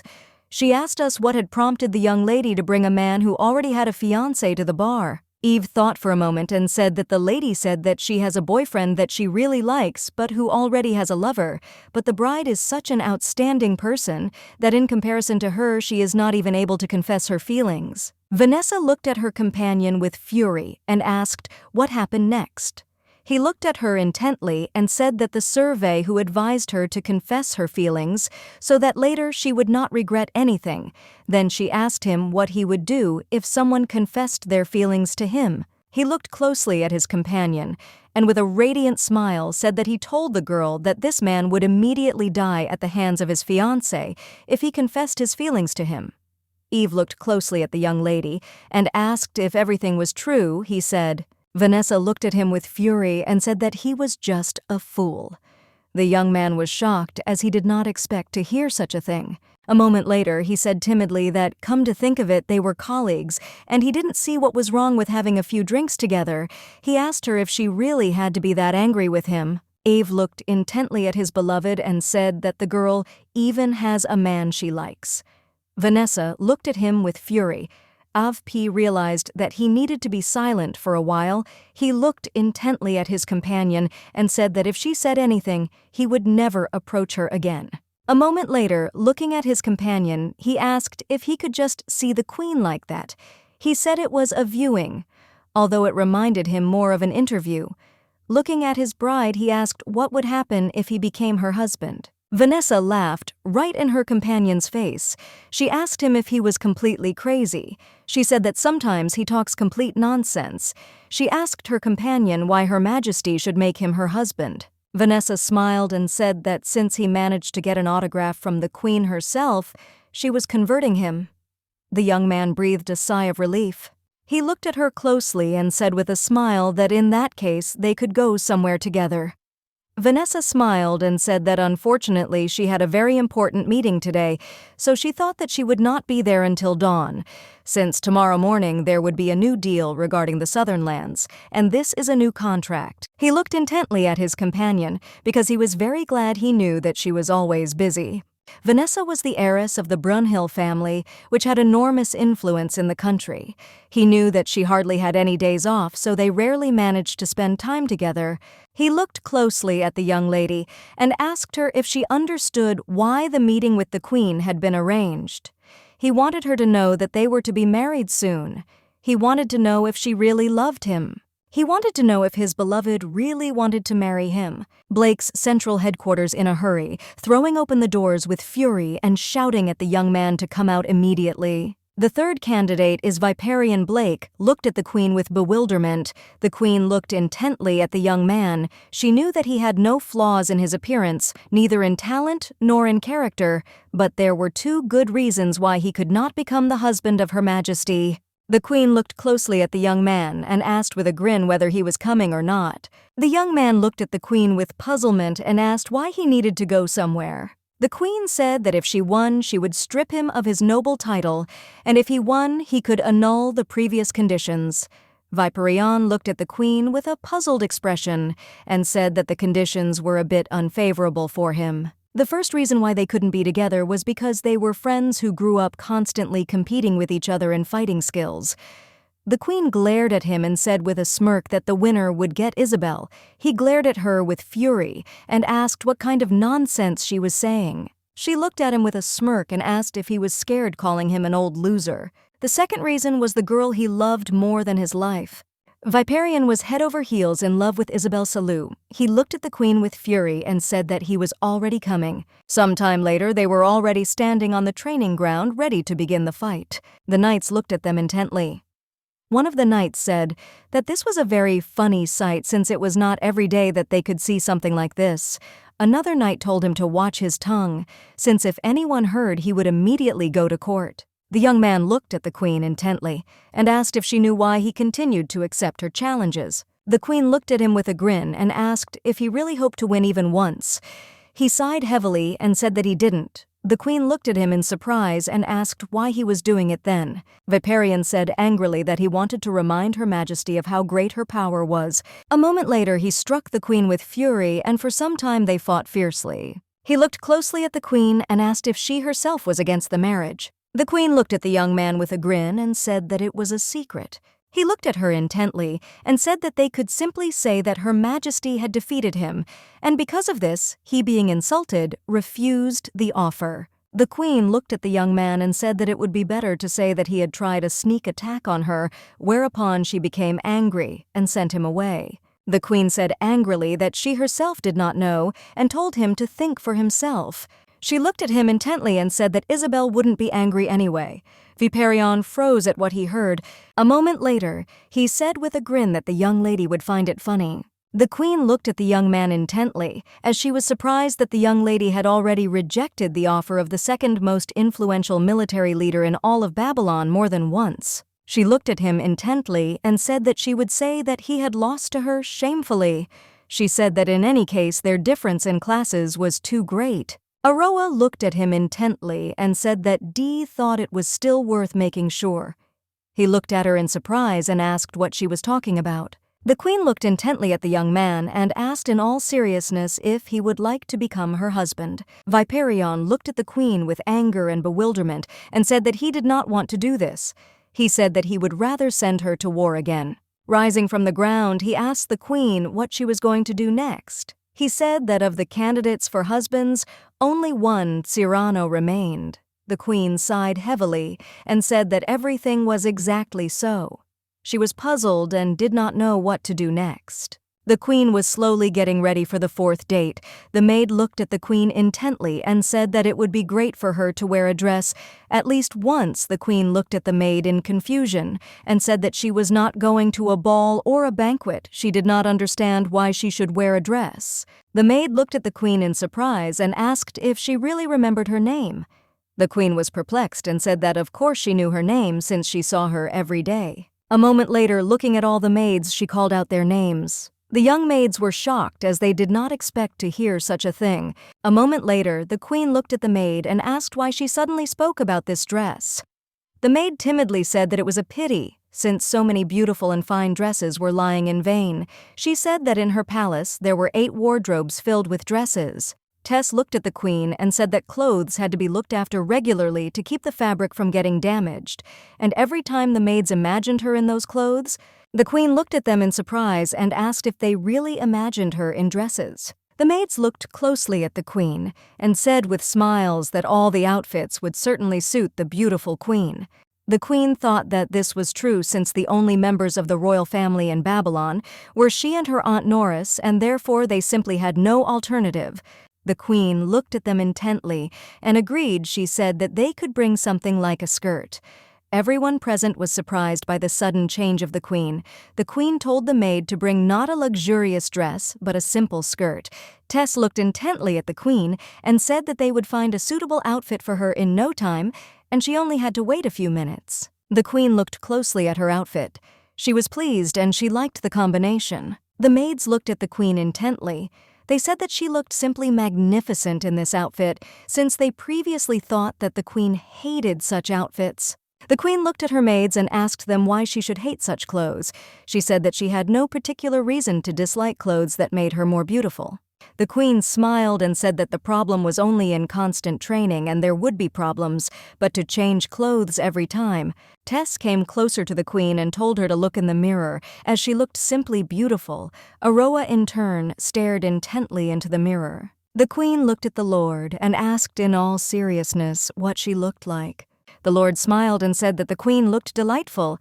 The queen looked at the Lord and asked if he had said this to cheer her up. She smiled and said that it seemed that during her absence he had learned to flatter. The Lord said that Her Majesty's appearance could be compared to the divine. He had no right to even comment on her beauty. The queen was very angry. She looked at the Lord and told him to stop as it was time for her to go. The Lord wished her a good journey, with a smile. The queen looked intently at the nature around her because she understood that she would see Chirano again in their place. She remembered her friend asking if she could ask her a question. Isabel wondered why her marriage with the young man had not taken place since he was closer to her than anyone else. Isabel wanted to know if it was betrayal or lust for power. The queen in turn knew that it was not so, since he simply felt guilty for what he did. She knew that in the past he understood her better than anyone and would never have turned away from her. Then he spoke in front of the aristocrats that they could declare war. He said that even if they continued to look down on the queen, the barbarians of the Eastern Ridge would consider them an easier target than Caracas. The aristocrats were shocked. They asked the young man if he really wanted to start a war just because of their disrespect. Cyrano said that at this rate, one of the aristocracy would decide to start a civil war. The crown and the nobles would start to tear each other's throats out like enemies. He said that in such a situation, they would meet an even more dangerous enemy. He said that if civil war broke out, and the queen's blade was pointed at them, and the south was not long in coming, he said that they would immediately invade the northern lands. Cyrano shouted that it was for this very reason that they must strike first. He said that by his disrespect, their arrogant emperor had challenged them. He said that they had no right to retreat. The nobles were puzzled and said that Caracas was far from a weak opponent. They wondered if they could stand up to them. Cyrano looked at those present and said that it seemed they had forgotten that they had the goddess of war on their side. The queen looked at the young man and said with a grin that his beloved was going to war. She asked if he wanted to say a few words of forgiveness. She looked at him and asked what kind of groom he was. Cyrano, looking at the queen, said that the troops provided by the nobles could not boast of their preparation. He said that they were all exhausted by the lack of resources and they should prepare a plan in advance. He said that in 6 months he would start calling up troops again. Cyrano said that until then the situation would be extremely difficult. He asked her not to overdo it too much. The queen looked at him intently and asked how long this would all take. He sighed heavily and said roughly somewhere between 3 and 5 years. He said that she had to crush the barbarians, leaving scars so deep in their lands that they would not recover from them for another 3 decades. He looked at her intently and said that after she managed to recapture all the territory from the eastern mountains, she should immediately return home. The queen looked at him intently and said that she understood everything, and also asked him to be careful. He smiled, looking at the queen, and said that she must certainly win and return home alive. From that moment on, Cyrano and Aron became military partners for each other. The young man unfortunately survived countless assassination attempts, and when Queen Wu learned that his parents had died trying to protect their son, she decided to immediately release him. The queen was shocked and a little puzzled as she realized that they would now have to sit opposite each other. She remembered what happened that day. He told her that everything would be fine and he would definitely help her. The queen thought for a moment as she realized that she should at least thank him. She looked into the distance in surprise as she realized that he was late, but she did not understand why. A moment later, she heard some noise. The man ran up to the queen and said that the young man would not come to the meeting. She looked at the man in surprise and asked what he was talking about. Aroa looked at the man in surprise and asked what this meant. She looked at him puzzled and asked if something had happened to the young man. The man was shaking with fear. He said that it was not about that.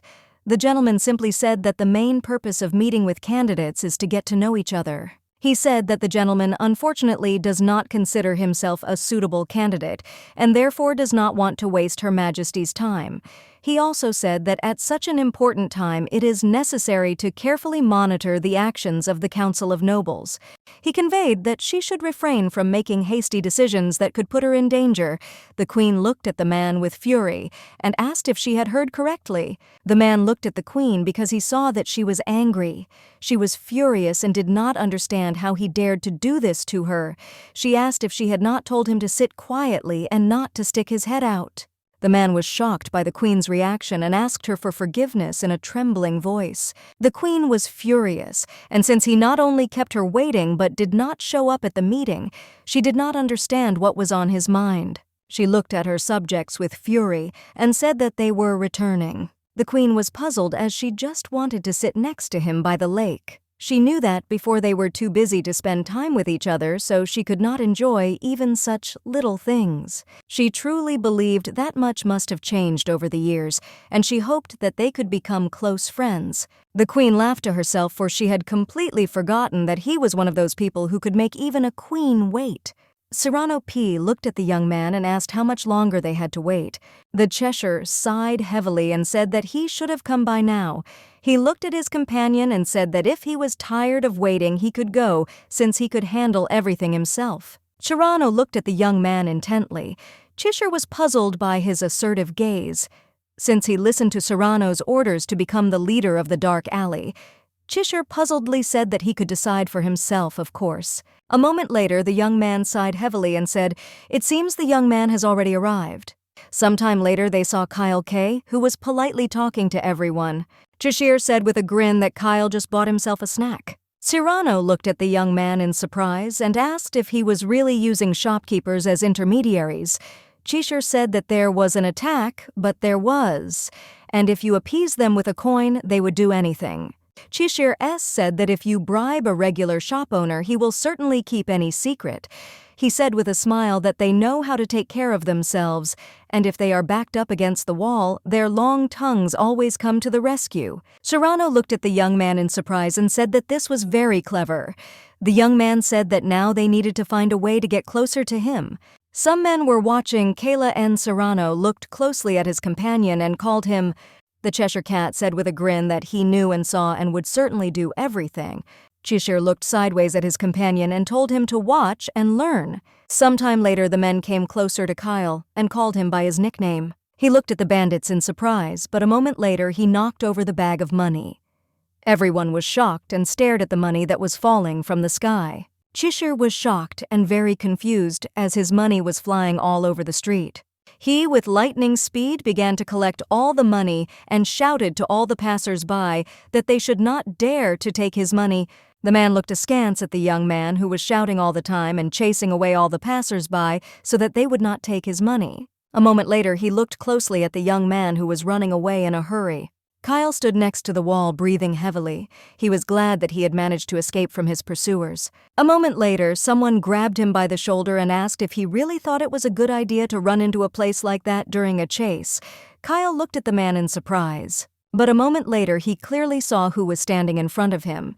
He was surprised because he did not expect to see Cyrano Lesors. 2 hours earlier, the young man was leisurely getting ready to meet the Queen. He remembered her asking him if he really thought that love could make up for guilt. He looked at her intently and said that he believed that nothing was impossible for human emotions. The Queen looked at him intently and said sadly that it was all true. She asked if she had said that she wanted to marry him, would he have agreed to the proposal. The young man sighed heavily and said that it was his duty, but unfortunately now was not the best time. He said that it would be better to return to this conversation a little later. The Queen sighed heavily and said timidly that she was very sorry. She said that the only thing she could offer him now was marriage. The Queen said that even this is more of a commitment for both of them.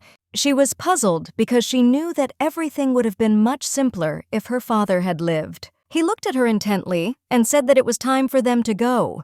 He remembered how that day Her Majesty had said that her palms were stuffy, and then she had taken his hand without gloves. He knew that it was the first time she had touched his palm with her fingers in such a way.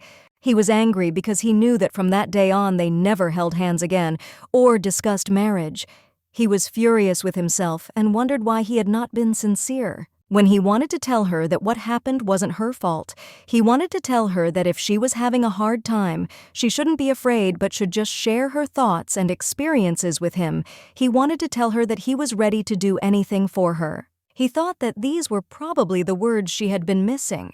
He didn't know if she wanted the marriage and wondered what would have happened if they had simply settled for being military partners. He knew he would have been happy to simply stand there longer as a friend. He had no desire to part. The servant looked at his master and said that a man named Cheshire had already arrived. Chirano was surprised because he did not expect to see him. Kyle looked at his companion intently and said that he had saved him, but he did not understand why he had done something like that. He asked if it was because he was a direct candidate for Her Majesty's husband. Chirano sighed heavily and said that everything was correct. Kyle looked at his companion in surprise and asked how he knew this. He asked Chirano if he knew who those pursuers were.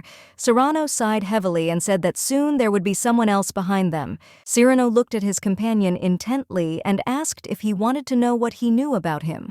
Kyle looked at him in surprise and said that he wanted to know. Cyrano looked at his companion and said that he was the same unknown author who wrote ridiculous articles about the aristocracy. He said that the nobles, whom he had caused trouble, had put a large reward on his head. Cyrano sighed heavily and said that money-hungry street thugs had found out that he was the author, and they had tried to kill him. Kyle asked his companion in a trembling voice if the queen knew about this. He asked if it was really she who had hired them. Cyrano sighed heavily and said that this was not so, and the queen did not know anything. Kyle looked at his companion in surprise as he did not understand why he helped him. Cyrano looked at him intently and said that it was all because he was a candidate for the queen's husband.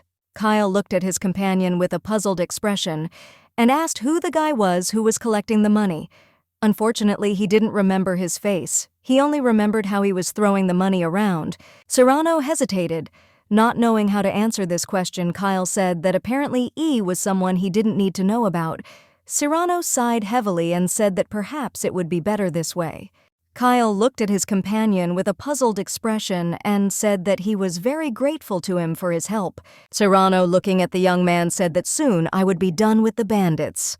Cyrano looked at his companion intently and said that at the moment no one else knew that he was the unknown author, so he did not need to worry about this situation anymore. He said that today he had not saved Kyle, but the critic and writer himself. The young man was puzzled and wondered if his companion really wanted to say that he had saved the writer and critic, but he thanked him for saving him. Kyle hesitated and said that unfortunately he had nothing to repay him with, but he was not even going to stop his business. Cyrano looked at the young man in surprise and asked if he would really write, even if they tried to kill him again. Kyle said that if he had been afraid of this, he would never have started writing such articles. Cyrano, in turn, he did not even expect to hear anything else. He looked intently at the young man and said that he did not need anything from him. Cyrano asked him to continue living as he had lived before. Cyrano, looking at the young man, said that he could denigrate the bad right insults, revelations, and ridicule. Kyle looked at his companion in surprise and asked what he was talking about, since he did not expect to hear something like that. Cyrano told his companion that he could write whatever he wanted. The young man looked at him in surprise and asked if this was true. Cyrano smiled and said that it was. Kyle looked closely at his companion and asked if he really had an appointment with Her Majesty today. Cyrano, in turn, did not answer, but simply looked away. The queen, in turn, was very angry, but she had no plans to punish the young man for such an act. The queen looked closely at the butler and asked where the duke was now. The man bowed and politely said that the duke was now on the first floor of the palace. She looked at the man intently and told him to bring him here immediately and tell him that the queen's husband candidate, the vile Cyrano, had not shown up for the meeting. The man looked at the queen with confusion and surprise. He asked what she was talking about, since he simply could not believe what had happened. Aroa looked at the man and said that this situation had upset her greatly. The queen looked at the man with fury and told him to bring it immediately. The queen looked at the lord in surprise and asked if the old duke had really put Cyrano under house arrest. Lore sighed heavily and said that it was true he had been ordered not to leave his estate until her anger had subsided. The queen thought for a moment, for she did not know what to do. She said that he must take into account that her anger was not so easily appeased, but on the one hand she was glad that he would not be able to go out for some time. The lord looked at the queen intently and said that he would be sure to convey that she was very angry about this situation. The queen looked at the lord and said that she was lucky that he was still alive. The lord smiled and said that he was alive and well and would not die until Her Majesty was happy. The queen looked at him intently, and with a smile said that he should not even dare to die before her. The lord looked at her in surprise, and with a smile said that after all, people do not live that long. A moment later, the queen looked intently at the lord and called him. She said she wanted to talk about the guy who came into her chambers naked. She asked the lord if he had found out who sent him. The lord looked at her in surprise and asked if she really meant Snow. She remembered that that was the guy's name. The lord sighed heavily and said that the guy said that he didn't know the identity of the one behind him. The queen was surprised by such a statement. The lord said that it seemed that he was just a stupid and innocent fry, and the client did not even tell him the name of the customer. The queen looked at him in surprise and asked if the guy said anything else. The lord looked at the queen and said that the young man said that he was promised to be paid 1,000 gold. The queen was surprised as she did not expect to hear such a thing. She thought that they took his family hostage and threatened him, but now she realized that it seemed that he just wanted money. She looked at the lord intently and with a smile told him to bring the boy straight to her. She said that perhaps he had lied about it and it would be better to shake everything he knew out of him. The queen looked at the young man and told him to kneel down. Looking at him, she introduced herself. The young man was taken aback. He trembled before the queen, begging her for forgiveness. She looked at him intently and asked if he had ever wondered why only her name had the particle astrophote in it. The young man looked at her in surprise, but said nothing. She looked at him intently and said that Astrathoth was the name of the god of war, the deity that came to their lands even before the founding of Babylon. According to legends, the north was their home for some time. After some time, they left these lands and left their names to mere mortals. Astrathoth, being one of them, gave his power to one man. That man was the founder of Babylon. She looked closely at the young man and said that this sounded like complete nonsense. The queen looked at the young man intently and told him to now answer a few questions. She said with fury that she would not tolerate lies in her presence. The young man shouted that he would definitely answer everything. The queen looked intently at the lord and called him to her. She looked at the young man intently and said that if he did not answer or told a lie, he should not be surprised if she cut his joke in half. She looked at him intently and asked where he was from. The young man hesitated, not knowing what to answer. He was trembling with fear. The queen said with fury that she would regard silence as a lie. He was very frightened, and with the speed of lightning said that he was from the capital and was born in Babylon. She asked how he managed to get in and remain unnoticed by the guards.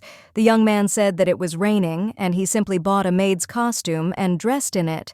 As he passed through the inner gate, he helped one customer with the dishes. When he was inside, the knights did not even pay attention to him. The lord was shocked by what he heard. The queen looked at him closely and asked if he had a family. She also asked if he had tried to escape. The young man answered the questions in the negative. She asked if anyone had contacted him while he was imprisoned in her castles. Snow looked closely at the queen and said that there was no such thing. Aroa smiled and said that it looked like he got his beautiful yellow hair from his mother. He looked at her in surprise, not understanding what she was talking about. A moment later, he said that he had never seen his mother because he was an orphan. She looked at him in surprise and said that it looked like he was an illegitimate child. The queen looked at the young man intently and said that the only question was whose son he was. A moment later, the young man shouted, looking at the queen, and said that he was just a wandering orphan. He said that an unknown client had promised him 1,000 gold pieces if he could seduce the queen. The queen, in turn, was furious at what she heard with the speed of lightning, and she went up to him and struck him with fury. She looked at him with fury and said angrily that he had been told not to lie to her. Barely restraining herself, she asked again who was behind him. The young man, trembling with fear, said that he really didn't know anything. The queen looked at him with fury and said that her patience was not infinite. A moment later, she sat him down on a chair. Snow was taken aback, not saying a word. Aroa looked at him with fury and said that only 4 years ago she constantly heard how the barbarians tortured their prisoners at the border. The young man was trembling with fear. He looked at the queen with tears in his eyes. She looked at him with a grin and said that even without fingers and toes, his life would not be in danger. The queen said with a grin, since she had no tools at hand. At the moment, she thought she should break his bones first. The young man trembled with fear and begged the queen not to do such a thing. She looked at him intently and asked him furiously who had sent him. The young man was shaking with fear and crying. He shouted that he knew nothing and also begged her for leniency. He shouted that he had only been promised the name of his biological father. Looking at the queen, he said that the man who hired him promised to tell him the name of his father. The queen looked intently at the young man. The queen looked at the lord and said that both his father and the man who hired him were undoubtedly nobles. Lord bowed humbly and said that he understood everything. The queen said that he must be a fairly high-ranking aristocrat. She thought for a moment, not knowing who exactly it could be. The lord looked at the queen intently and said that he believed they could only continue their investigation. He said that it would be difficult to find the culprit since the whole situation was not yet clear. The queen said that, like the sunrise, everything should happen unnoticed. Lore sighed heavily and said that hundreds of eyes were always on Her Majesty, and it would be better to entrust this to some reliable person, the most reliable of all, someone who could move without being noticed. Aroa asked, puzzled if she was imagining turning to Serrano Lessors.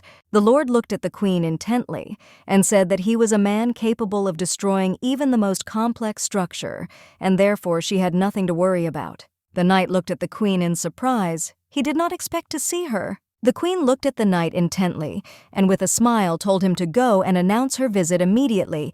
A moment later, the knight rushed forward with lightning speed and announced the queen's arrival. The duke ran out in a hurry and asked what was the matter.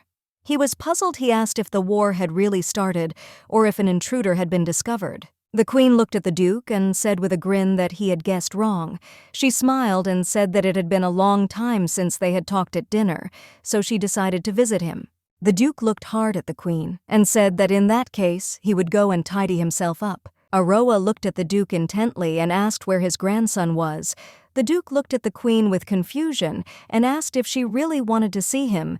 She smiled and said that she had something to tell him. The duke said that he would bring him to her immediately. The queen smiled and said that it would be enough for her for the duke to simply call him. The queen looked closely at the butler and asked with a smile if she understood correctly that the previous king often visited this place without warning. The butler smiled and said that it was true, and he could come no matter the day or night. There were even cases when he climbed over the fence to get to them. The queen said that although it was vague, she remembered that they had often been here as children. The man smiled and said that it was so, and she loved to ride on her father's shoulders. The butler said that in addition to the previous king, the duke also often rode her on himself. The queen looked at the butler and asked if she was like her father. The butler smiled, looking at the queen, and said that there could be no doubt since she was a true copy of her father. The queen sighed heavily and said that her father was ugly. The man timidly said that he did not mean appearance. A moment later, the queen saw Chirano in front of her. He in turn was very surprised as he did not expect to see her. She looked at him intently and said with a smile that he was just a bastard. The young man turned his gaze away from the queen and fell silent. She looked at him and told him to follow her. Some time later, they came to her father's tombstone. She noticed that there were new flowers on his grave again. She knew that it was probably Chirano who brought them to the grave. She looked at him and asked what the reason was. She didn't understand why he visited the grave of the previous king so often. She asked why he didn't show up for the meeting without any excuse. Aroa asked if he couldn't at least warn her. He looked at her closely and asked if she was feeling better yet. He asked if she had discussed her symptoms with the doctor. The queen looked at him intently and called out. He asked her if she was okay. The queen was furious. She looked at the young man and told him to answer her question immediately. She asked why he did not immediately refuse the role of a candidate for husband. Cyrano sighed heavily but unfortunately did not answer. She looked at him intently and asked if it was because all the candidates were hand-picked by him. She said that when she heard the names Kyle and Ava, it didn't seem strange to her. But when the names of Viperian and Vanessa came up, she began to suspect that he was involved. She said that all people were not candidates for husbands, but the brightest talents who could help in governing the kingdom. The queen looked at the young man intently and told him to answer her immediately. She asked with fury whether it was he who had chosen them or the head butler. He sighed heavily and said that it wasn't that important. The queen smiled as she looked at the young man and said that she already knew that Kyle was a great assistant. She said that from birth his passion had been science, and confinement within the walls of the palace would make the rest of his life miserable. The queen thought for a moment and said that regarding Avon, Vanessa is a huge fan of the queen, which is why her lover became a candidate, but if they were not a couple, he would not have chosen Avon. She assumed that the reason for Viperian's choice was obvious to everyone. The queen sighed heavily and said that she understood that these people could, like no one else, keep the annoying aristocracy in check. She looked at him in surprise and asked why he suddenly assumed that they would be loyal to her. She looked at her companion intently and asked what would happen if she suddenly failed and could not win the trust of one of them. She said that this could lead to a chain reaction. She asked him what she should do in such a case. He looked at the queen intently and said he was sure she would not fail. The queen was furious. She looked at him intently and asked how he could know. Cyrano said that they would never turn their backs on her. He said that all she had to do was extend her hand to them. He looked at the queen and said that he did not consider her a daughter of the gods. And even if all of Babylon shouted about it at the top of its lungs, he said that his opinion would not change. Cyrano looked closely at the queen and said that she was a human being like everyone else and was not in pain. He said that she also needed support. The queen was puzzled, looked at him, and said that if it was all because of that incident, then he should not worry about such things. The young man looked closely at the queen and said that unfortunately she could not bear this burden alone. He said she needed a circle of close people, those who would become her eyes and voice. The queen said she already had a senior butler as well as a duke who was his grandfather. The queen looked at him intently and asked if he wanted her to meet each of them again and make them her trusted subordinates. He smiled at the queen and said that she only had to extend her hand to them, and then they would stand by her side. She looked at him in surprise and asked why he was so sure of it. He smiled, looking at her, and said that it was all because it was her. The queen looked at him in surprise and asked what he was talking about. Cyrano looked closely at the queen and said that she was the ruler of their entire kingdom. He said that she was none other than the queen and that this reason would be more than enough. He knew that only she didn't know who she really was. Every time he looked at her, he saw a piece of that sincerity. He knew that she must be tired of that blinding light. But in turn, he knew that he would never leave her and would never refuse to be by her side. He just wanted her to extend her hand and he would take care of the rest himself. He knew that the path she must take was the path of a queen. She sighed heavily and told him to put everything on the line, and she would definitely try to think of something. He looked at her in surprise. The queen smiled and said that he was still not allowed to leave the house. She said that he did not need to worry so much as she would not ask him for help. He sighed heavily, but did not answer, as he hoped to hear something else. She looked at him intently and asked if he knew that an intruder had broken into her bedroom. The young man was stunned by this news. He looked at the queen intently and asked what she had just said. The queen said that recently a man had come into her bedroom and thrown off his cloak. He was wearing only his underwear. She said that he was also wearing a piece of lace fabric that looked like a net. She asked if he had accidentally given her the task of seducing her. Cyrano looked at the queen with fury and asked who this man was. The queen said that she locked him in the basement and was trying to find out who was behind him. He said angrily that he would immediately conduct an investigation. The queen looked at her friend in surprise, as she did not expect such a reaction, but she still agreed with him. The maid looked at the queen intently and said that Kyle said it was a private visit. Aroa was surprised and did not understand why Kyle. The maids looked intently at the queen. They wanted to see him as soon as possible. The queen looked at them and said with a smile that she allowed it. They looked at her in surprise and asked if she was serious. She asked them if they really wanted to attend a private visit. The young man looked intently at the queen and greeted her with a beaming smile on his face. The queen smiled and told him to come in quickly. She asked if he had eaten and said that they could share a meal together. He smiled and said that he was just about to have lunch. The queen said that her cook was the best in Babylon.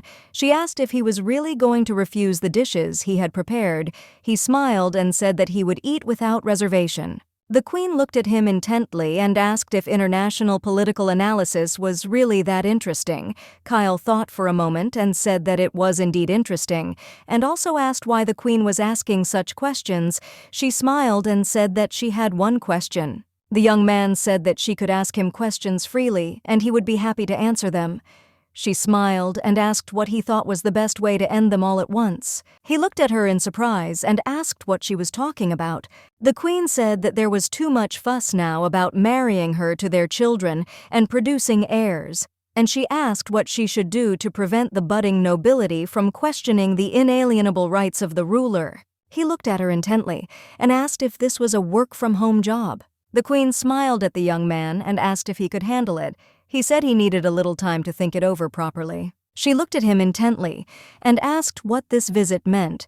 She asked why he had asked for a private meeting. He looked at her intently and said that he had come to her to ask for a date. The queen of the book looked at him and said that he should be careful as the dish might be spicy. A moment later, he felt the full spiciness of the dish. The queen smiled and said that she really liked spicy food. She looked at him intently and said that they say that if he can't eat spicy food, then this dish won't make him stronger. The young man hesitated and said that he could not eat it, even though it was ordinary. The queen looked at him intently and said, "You've been getting these letters piling up lately." She tore the letter up in a hurry, furious that the stubborn scoundrels continued to be serious. The young man was surprised. He wondered if this was really a marriage proposal. He saw that the queen was laughing and cursing them. He looked at her hard and asked her if she thought the nobility should be recruited into their forces as soon as possible. The queen said she thought so. He looked at her hard and said she should do so. She looked at him in surprise. He smiled as he looked at the queen and said that she had seen the conflict and could bring it out into the public eye. He said that those who were impressed by her devotion said that she was holding a meeting with selected candidates who were worthy to stand taller than anyone else. She sighed heavily and said that she knew there were rumors about it. He looked at the queen closely and said that there was a difference between hearing a rumor and seeing it with her own eyes.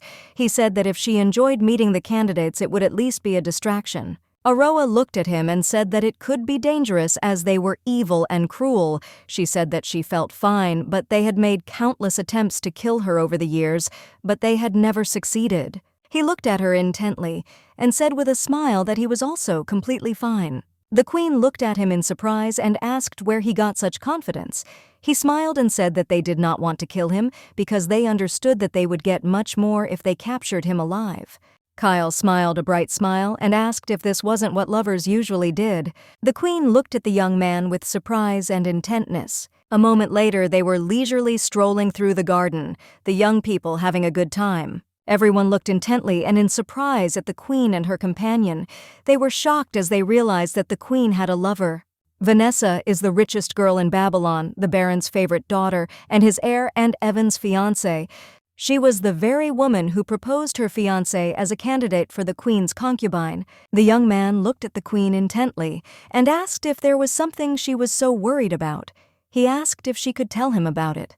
The queen smiled and said that she would certainly tell him everything and invited him to sit down. The southern women looked at the queen intently and with beaming smiles said that they had prepared refreshments and also said that they could call them if they needed anything.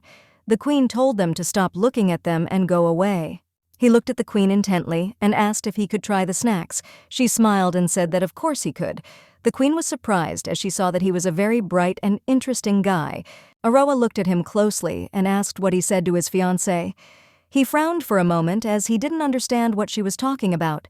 The queen smiled as she looked at the young man and said that she was very interested in how he explained to his fiancée that he had gone on a date with her. Eve looked at the queen, smiled, and said that he just told it like it was. He said that he told her everything and that he enjoyed the snacks. The queen looked at him in surprise and asked if it was really him who had chosen the place for the date, but his bride, he asked the queen in surprise how she knew Eve said that it was so, and his bride told him to go there. He said that she also chose the menu and drinks. The queen was surprised and puzzled, looked at the young man as she did not expect to hear such a thing. The young man timidly said that it was just his guess, but he said that the queen wanted to choose him as her concubine. She looked at him in surprise and asked how his bride reacted to this. He said that she laughed very hard. The queen was surprised, looked at him and asked what he was talking about. He smiled and said that at first he didn't make a sound and she just laughed. Then she asked how many times they had met, when he said that they had only met for the second time.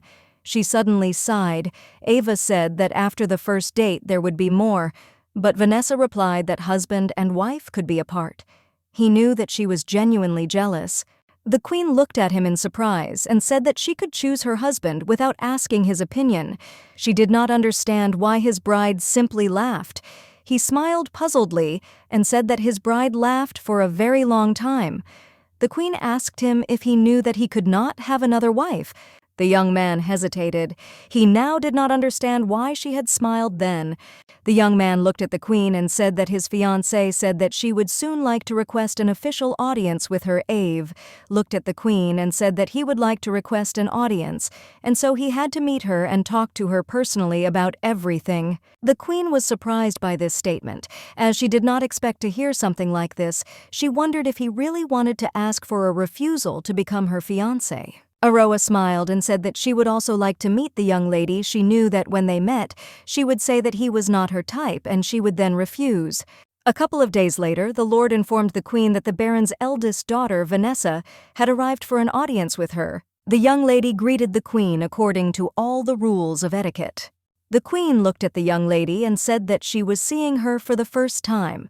She asked if the young lady had come to convince her to give up her marriage with her fiancé. The young lady said that it was not so. Vanessa smiled shyly and said that she had come to say goodbye to him.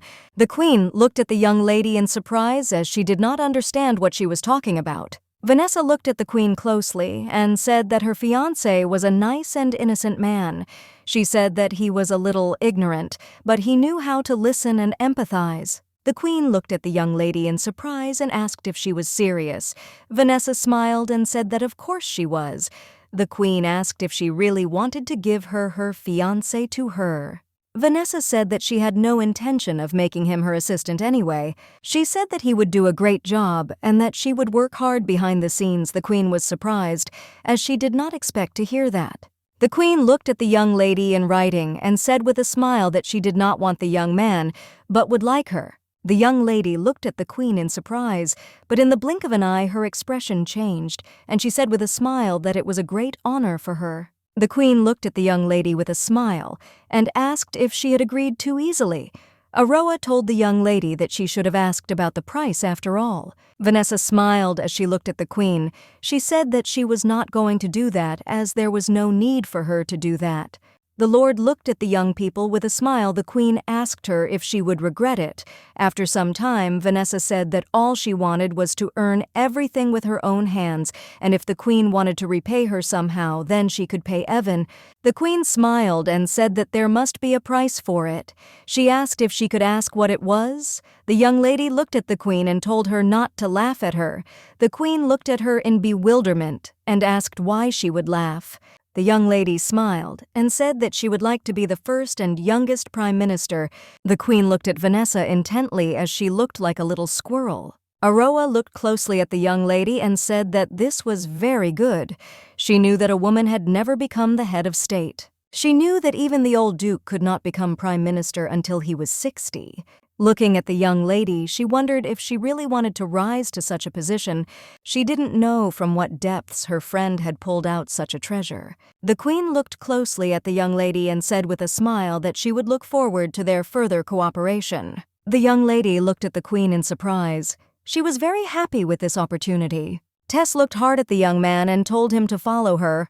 Tess looked at Serrano and asked if he was going to kill him. He said that he had no right to kill Her Majesty's prisoners without permission. She looked at him in surprise and asked if he was really going to torture him. He looked at her with a grin and asked if he really should do that. Tess looked at the young man with all seriousness and said that if he was the same one she knew before, then he was just going to use him for his own benefit. She said that it was okay to kill the young man after he used him. Cyrano looked at her and said that all this was so, and perhaps sooner or later he would have to ask for help. Tess looked at him sideways and said that if it was for Her Majesty's sake, he could ask for anything at any time. Tess said the young man's name was Snow, but she said she was afraid that she was not a frivolous idiot. A moment later, the young man saw a young man who was staring at him and shaking with fear. Cyrano! He looked at him with a grin. He wanted to deal with him as quickly as possible. Snow rose up with lightning speed and, looking at the young man with a puzzled expression, asked who he was. He was surprised because he had never met such a handsome person before. Snow thought he was angry. He wondered if the man was angry because of what he had done. He was very scared. Cyrano looked at the boy closely and told him to listen carefully. He also told him to think 3 times before answering. Snow looked at him in surprise and asked what he was talking about. Cyrano told him that he could refuse. Cyrano looked angrily at the young man and said that if he did this, he would die. The young man was taken aback and looked at him with fear. Cyrano looked at Snow and said that he would like to know the face of the man who ordered him to do such a thing, and the voice as well as the figure. He wanted to know the meeting place. What he told him, Cyrano asked if he remembered it all. The young man looked at him intently and said firmly that he remembered everything. Cyrano looked at him intently and said that this was very good. He saw the impressive look in the young man's eyes. He said that he would definitely find his biological father. Snow looked at the young man in surprise and asked why he wanted to do that. Cyrano told the young man that in return from that second, he would do whatever he was ordered to do. The young man looked at him in surprise and asked what he was talking about. Cyrano, looking at the young man, said that he must do absolutely everything since he will be ordered when he can breathe, what to wear, what to eat, what to say. Everything from laughter to tears. Cyrano looked at him sharply and said that Snow must do what he told him. Snow looked at him in surprise and asked if he was doing this because he was looking for his biological father. Cyrano looked calmly at the young man and said that he would also tell him how he could take revenge on his father. The young man looked at him in surprise as he did not expect to hear such a thing. Cyrano said that he could arrange for his father to meet a tragic and painful death. Cyrano told the young man that he should think 3 times before answering. Snow looked at him intently and firmly said that he would do whatever Cyrano said. Cyrano looked at Cheshire and called him while he was sleeping in broad daylight. Cheshire looked at him in surprise and asked if he had come because of the writer's identity. He said that for now the true identity was unknown to anyone. Cyrano sighed and said that he had come now for another reason. Cheshire asked in surprise for what reason he had come. Cyrano slowly handed him a note and told him to find out information about this person. Cheshire was a little puzzled and asked what exactly he needed to know. Cyrano said that he would like to know everything about his past, and if possible, then he needed to find out Snow's biological father. Cheshire looked at his friend closely and asked if he was prepared to pay. He said he understood that they were business partners of some sort, but still payment was payment. Cheshire told his friend that he could easily kill him. Cyrano looked at him intently, but did not answer. A moment later, he calmly said that he could do whatever he wanted. Cheshire looked at him in surprise and asked what he was talking about. Cyrano, looking at his comrade, said that if he wanted to kill, he could do it now. Cyrano told him that in that case he would never fulfill his dream. The young man looked at the young man in surprise and asked how he knew about this. Cyrano said that in this country there is a powerful man who hates people like him. Cyrano looked at the young man intently and said that once his identity was revealed, he would be torn to pieces and burned at the stake. The young man turned his gaze away from his comrade and silently looked at the floor. Cyrano told him that they were partners, but that what he wanted in the end would be his. The Cheshire glared at his comrades and said that only this time he would pay special attention to him. Isabel was in the fireworks tavern, sparkling in all her glory. Eve looked at the young lady, dumbfounded and embarrassed. He was struck by her beauty. He quietly asked her if she had arrived. Isabel smiled and said that she was already here. A moment later, the young men entered the room and saw the queen in all her glory. The queen looked closely at the young man's legs and told him not to even ask him to refuse the meeting with her. Isabel looked at them intently and wished them well. The queen looked at the young man and asked if he had heard about his bride. Eve looked at the queen intently and said that he had heard about everything. Aroa looked at him with a smile and said that she was counting on him. He timidly asked if she was sure she didn't mind being with a man like him. The queen in turn looked at the guy with a smile since he was called the best playboy in the capital's armed forces. The queen looked at him intently and with a smile told him to trust not her, but his bride. He looked happily at the queen and said that he would certainly do so. A moment later he said with a smile that he thought he needed a drink, and the queen smiled and agreed with him. The queen looked down from the terrace and said that it had been successful in attracting attention. She saw that the reporters had already started recording something. They were surprised and thought it strange that the queen was meeting with a man outside the tavern. He looked at her closely and asked with a smile if they should leave through the back door.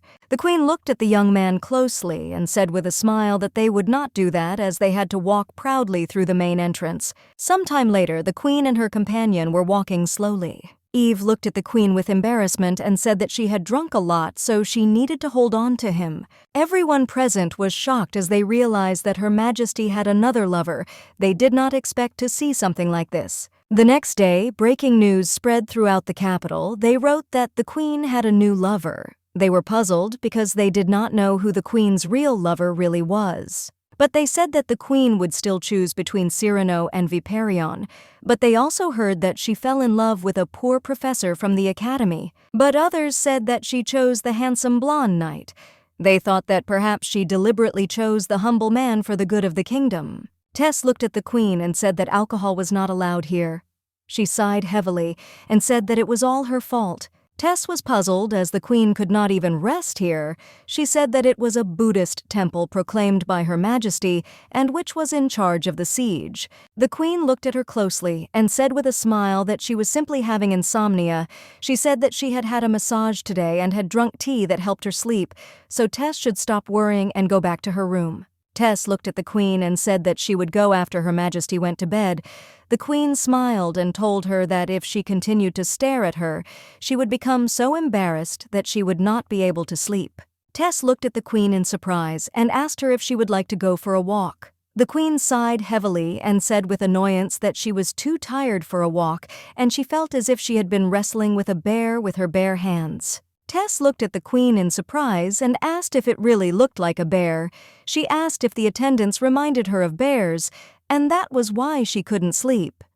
The queen looked at her with a puzzled smile and asked why she thought so. Aroa sighed heavily and said that she would now go and take a little walk since after that she would be very tired and quickly fall asleep. Tess P. bowed and said that she would accompany the queen. The queen sighed heavily and said that when a person is troubled by many doubts, he gets tired. She looked at her servant and said that she was also like the mayor of the city. A moment later, the queen remembered her former lover. She knew that even after their engagement was broken, he had served impeccably as Undersecretary of War. The old duke in charge of Babylon Cyrano maintained and regulated military supplies under his command. She knew that when he was doing this work, he found these talents. The queen thought for a moment, since even after discovering such bright talents they could not fully reveal them. She knew that he was simply acting on an absurd plan to become a candidate for the position of vice chairman. Tess looked at the queen and said that Sir Cyrano had come to see her. The queen looked at her in surprise and asked what she was talking about. Turning around, the queen saw her friend. She was surprised as she did not expect to see him at such a late hour. The young man looked at the queen intently and said that it was already late. He asked why she was still out for a walk and not sleeping. The queen looked at him in surprise as she did not understand why he was asking such questions. Cyrano looked at her with fury and asked if a murderer or another burglar had appeared.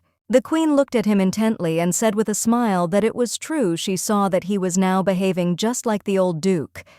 She looked at him in surprise and asked why he dared to leave the house during his arrest. The young man looked away from the queen, but did not answer her question. Sometime later they were both walking in the garden. Aroa looked at Tess and said with a smile that her stubborn girl had grown up, so she didn't even want to listen to her. Cyrano said that if it was for Her Majesty's sake, then it had to be done. The queen sighed heavily and said that she would deal with it tomorrow. He looked at her closely and said that insomnia was a disease that was not very easy to cure. The queen looked at him in surprise and asked who told him about her illness. He looked at her intently and said that it could be understood just by looking into her beautiful eyes. The queen was puzzled, as she did not think it was true. She knew that someone could have told him about it. She looked closely at the young man, but she knew that he would not confess to her. She sighed heavily and said that it was most likely just a temporary symptom. She said that on the battlefield she slept perfectly well in any position. He looked at her intently and said that the war was already over and she had won it.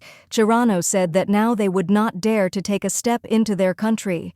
The nobles who wanted to start a civil war turned their tails and avoided it.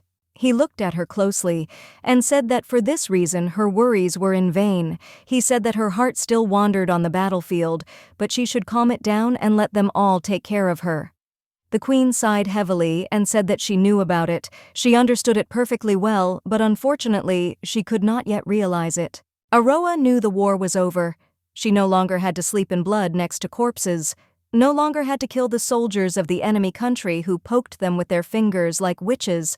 She no longer had to fall asleep to their curse like a lullaby. She knew that now she would not have to lose the subordinates she was so proud of. Aroa sighed and said that sometimes she began to miss war, as it was easy to suppress. By force she asked her companion if he pulled out all the vile parasites from Babylon and cut off their heads from their shoulders would he feel relieved. Cyrano looked intently at the queen and said that if she wished it, then he would gladly fulfill this request. The queen said that she had not expected him to answer like that. She sighed heavily and said that she was not a tyrant at all. She did not want to be one, so she should be patient. The queen looked at the surroundings of the royal palace. She wondered if it had always been so spacious. She sighed heavily and said that this was where she met him. Cyrano looked at the queen intently and asked if she meant Kyle LeBron. The queen looked at her companion with a smile and asked what he was talking about. She said that she met him for the first time in this place. He looked away from the queen in embarrassment and asked if she really remembered this. The queen looked into the distance and said with a soft smile that it was simply impossible to forget something like this. She knew that on that day her father had chosen a groom for her. Then she became very angry. She ran past the young man with lightning speed and furiously struck the wall. Cyrano froze, stunned by the sight. A moment later, the wall in front of the young lady collapsed and fell. The young lady looked at the destruction around her with rage and anger. A moment later, she turned to the young man and said that these columns were very thin. She looked at him intently and told him not to tell her father about this. He froze, not saying a word. The queen smiled and said that her father was very angry with her then. She looked at the palace and said that her father always wanted to have hot springs. Cyrano looked at the queen and said that some adjustments needed to be made. The queen smiled as she touched the warm water. He looked at her closely and said that they were lucky, and it would be nice if there was a hot spring in the winter too. The queen smiled and said that it would be nice to have it not only in winter, as it was very pleasant to soak in a hot spring. She said that despite how exhausting the training was, she was able to start a new day with full strength after the spring. She said with a smile that she often fell asleep here, and the maids had to try hard to drag her to the bed. Cyrano looked at her in surprise as a brilliant idea came to his mind. The queen looked at her in surprise as he called her. Cyrano looked at her closely and with a smile told her to take off her clothes and take a bath, as after it she would be able to sleep easily. The queen in turn followed the young man. The maids in turn breathed a sigh of relief as they were glad that the queen was able to sleep. The queen came to the central district, to the third candidate. The knight in turn very loudly announced to everyone that the queen had arrived to them. She asked if it was really necessary to shout about it so loudly when she arrived to them. Viperion looked at the queen intently and said that the people must hear of this in advance to prepare their hearts.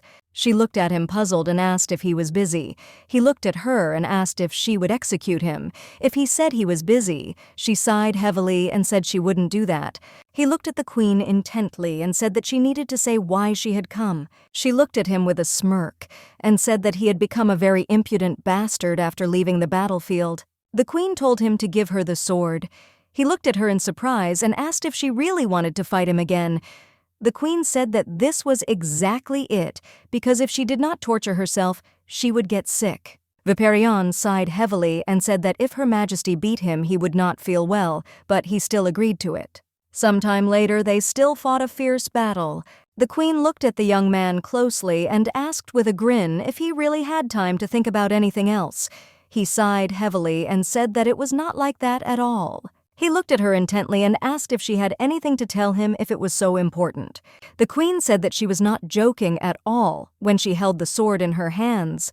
The young man said that he would certainly try his best. After some time in the queen's chambers, the maids admired the spectacle. They looked at the young man with embarrassment. They were shocked that he came to the queen. They knew that he was the best groom in the entire empire. She looked at the maids and asked with a smirk if they were okay. The maids were taken aback and said that everything was fine and she had just misunderstood them.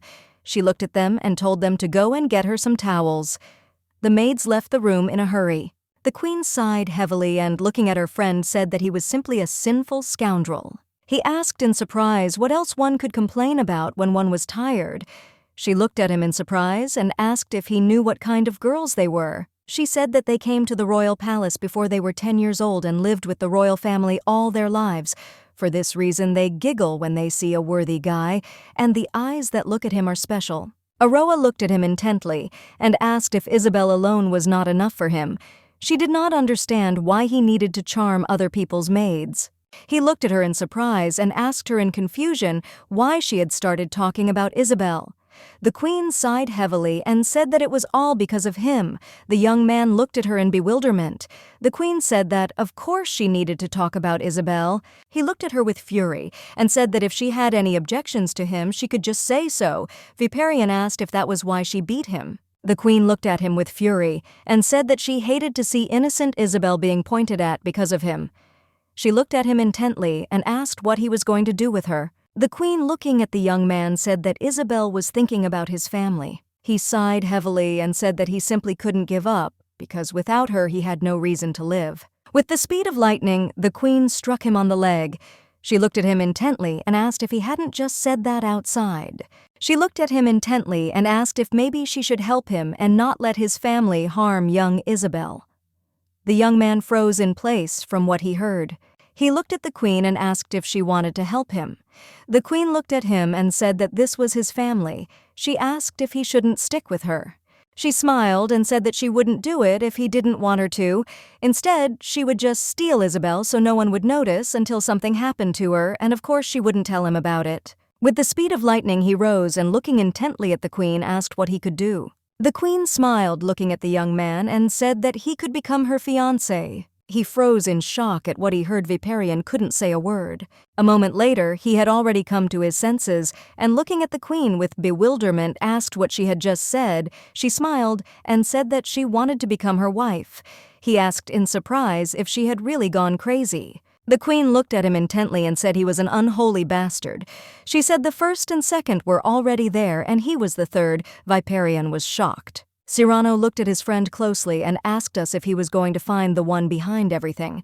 Cheshire looked at him puzzled and said that he hadn't found anyone yet, and also asked if he didn't say hello when he came in.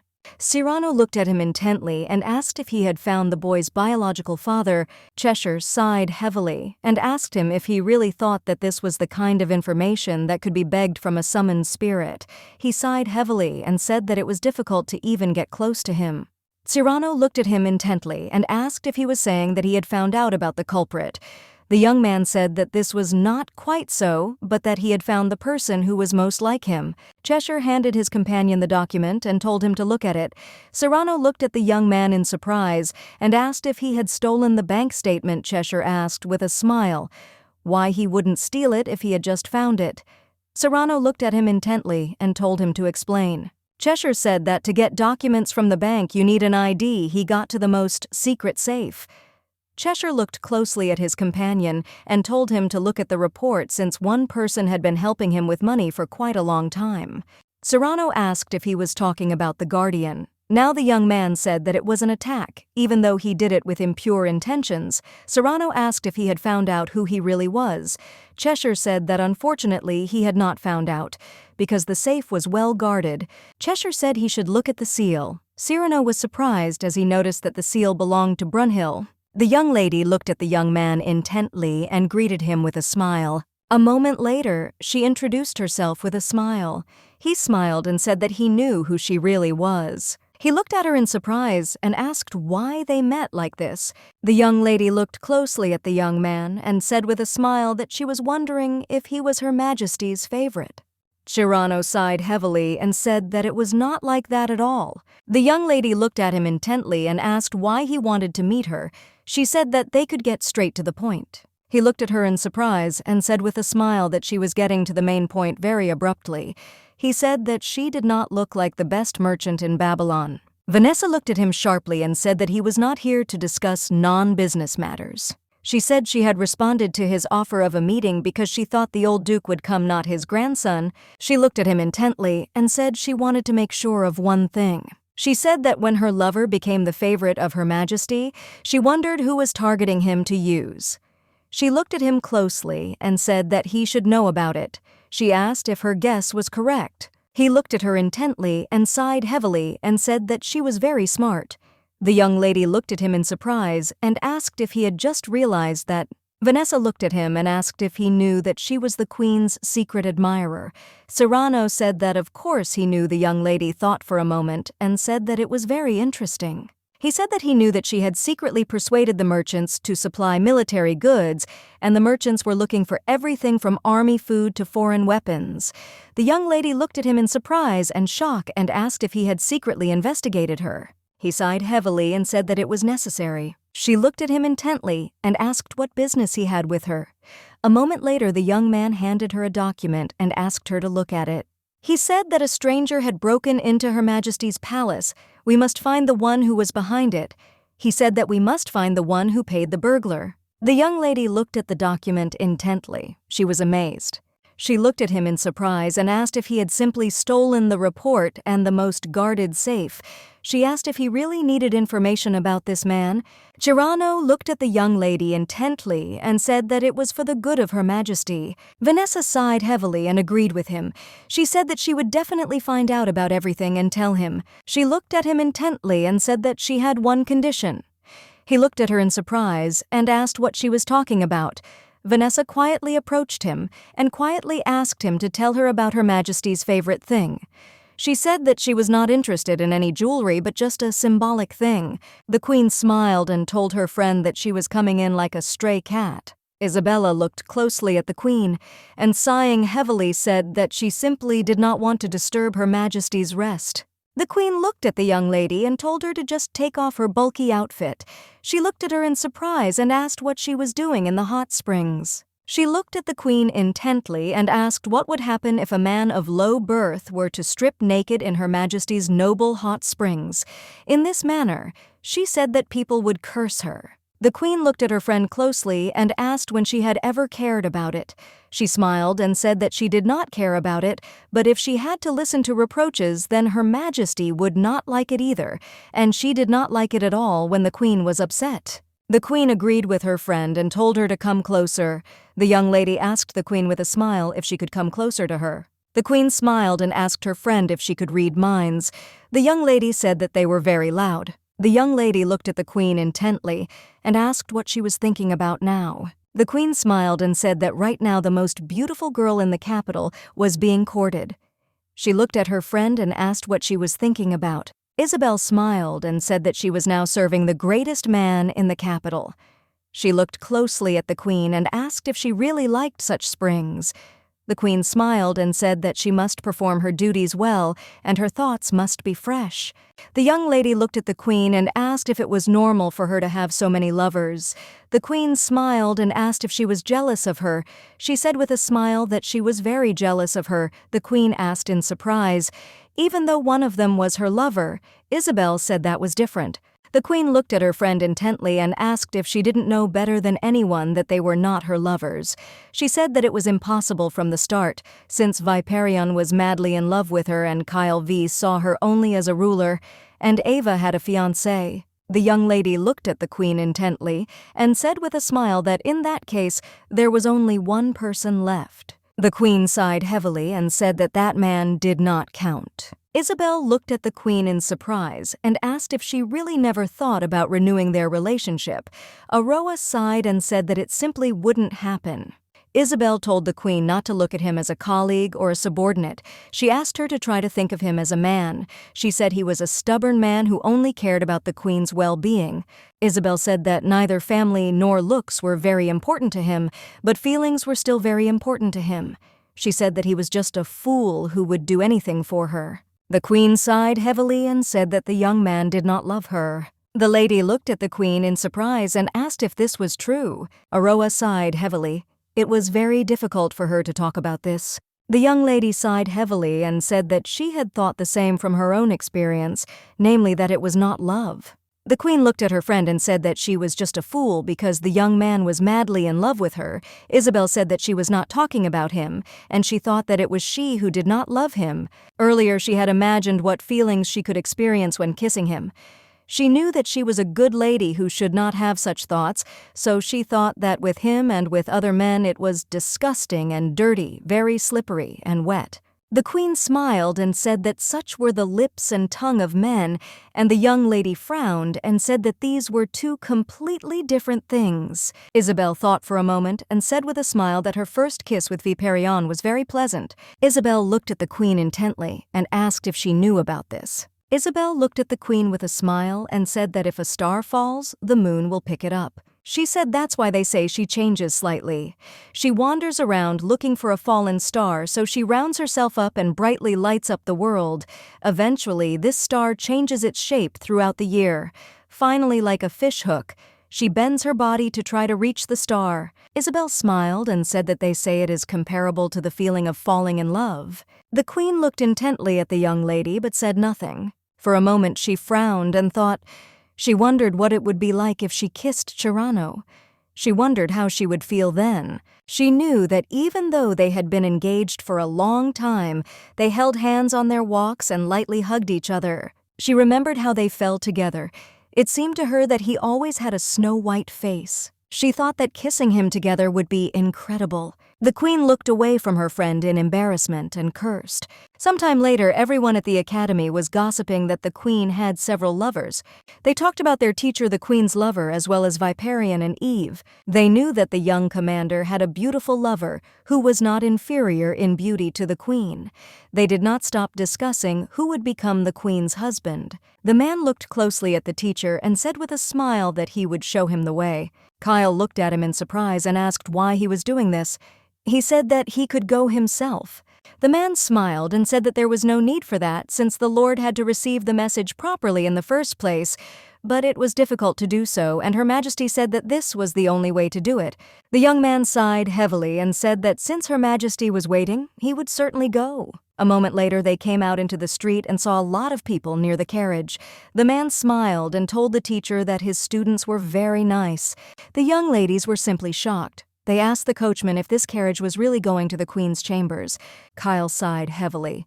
He didn't know when all this fuss would end. The man looked at the teacher with a smile and said that he would definitely sort everything out now. The man came closer to all the students and greeted them with a smile. The young ladies looked at the queen's assistant in surprise and asked if this was their teacher, the queen's beloved. Kyle stared at everything that was happening. He was puzzled, and he didn't like all the fuss. But a moment later, he decided to sit down quietly and leave, since he could not listen to such things any longer. He looked at the coachman and said that the queen was waiting for them so they could leave quickly. The coachman smiled and agreed with him. A moment later, they left. The queen's assistant was in shock. He did not understand how they could leave without him. The queen looked at her friend in surprise and asked if he had really called all three of them. Chirano looked at the queen intently and said that it was so. He looked at her in surprise and asked if this was some kind of urgent matter. The queen hesitated and said that otherwise only two would have come. She smiled and said that it was perfectly clear what was happening in the capital today, and the inspirers were not going to leave her office. He looked closely at the queen and remembered his grandfather, who had told him not to tell the queen anything yet. The queen looked at him in surprise as she wondered if he was angry. He looked at her in surprise and asked why she had not asked them. The queen smiled and said that the masterminds were trying so hard that they might be deceived. She said that was not something she needed to know about now. She looked at him intently and said that all 4 people had already arrived. He looked at her in surprise and asked what she was talking about. The queen looked at him with a smile and said that he was one of the 4. Aroa asked why he didn't become her assistant. He looked at her intently and said that if he became her assistant, she would no longer be able to move around as freely as she did now. He said that at the moment he was completely satisfied. The queen looked at him intently and said that there would be a meeting today. She asked if she could not go with him.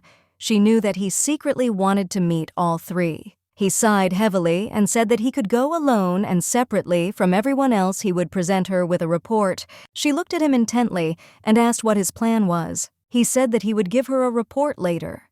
The queen looked at him intently. When she looks into his eyes, it begins to seem to her that he sighs. Looking at him, she said that she understood him and asked him to act according to such a plan that the whole world would be surprised. At that moment, she did not know that they were actually going to come up with the most original and unprecedented strategy. The young lady looked at the professor with a smile on her face and said that she recognized him immediately. The professor smiled and apologized for being late. Vanessa smiled and said it was okay since he was busy. Kyle looked at the knight with a smile. Viperion P thanked him for accepting their invitation. Chirano entered the room and said that he had borrowed Her Majesty's name to discuss an important matter with them. The young lady looked at him in surprise and asked what he wanted to talk about. Cyrano S said that the Senate was going to make a statement. Viperion looked at him in surprise and asked what the suddenness was.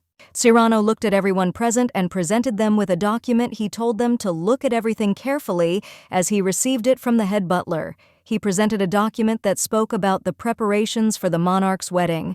The young lady read the document with fury and shouted that this was simply madness. Viperion was furious because he had read complete nonsense. He wondered if it was really the destiny of the one and only queen to bear heirs. Cyrano S said that if Her Majesty does not decide on a spouse by the fall, the Senate will intervene and take over the wedding. He looked intently at everyone present and said that they would decide on the candidate and the date themselves. The young people looked at him in bewilderment and asked how this was even possible. Vanessa looked at everyone present and said that this was not funny. She did not understand why the Senate was doing this. Kyle sighed heavily and said that it seemed like they wanted to interfere in the country's affairs. The young lady looked at him in surprise and asked what he was talking about. He looked at everyone present and said that while Her Majesty was absent, a new noble council had appeared in Babylon, and the silent Senate began to cast votes. Viperion said in bewilderment that it was like a fight between an old and a sick cur in an abandoned house. Kyle S said that if the old noble council threatened the activities of the previous king, promoting internally, now this role is taken on by the new Senate. The young men were puzzled, for they had thought that the enemy would be only the new noble council, and now there were 2 of them. They knew that if the new council pressured the queen with marriage proposals, then the Senate would operate with the duty of raising an heir. The young lady looked closely at the men present and asked what countermeasures they would take. Viperion sighed heavily as he couldn't believe that there was a fight over the queen's wedding right now. He thought he'd better get back to the battlefield. Cyrano looked at everyone closely and said that they would walk hand in hand. He looked at those present and asked if Her Highness could stand it. Kyle thought for a moment and said that royal power could not be suppressed. Her Majesty had received the love of the people and the loyalty of the knights, and since the enemies were not idiots, it was not surprising that they would unite. He knew that they were trying to prepare their replacements. Cyrano sighed heavily and said that this would be a very long fight, so they should not get tired under any circumstances.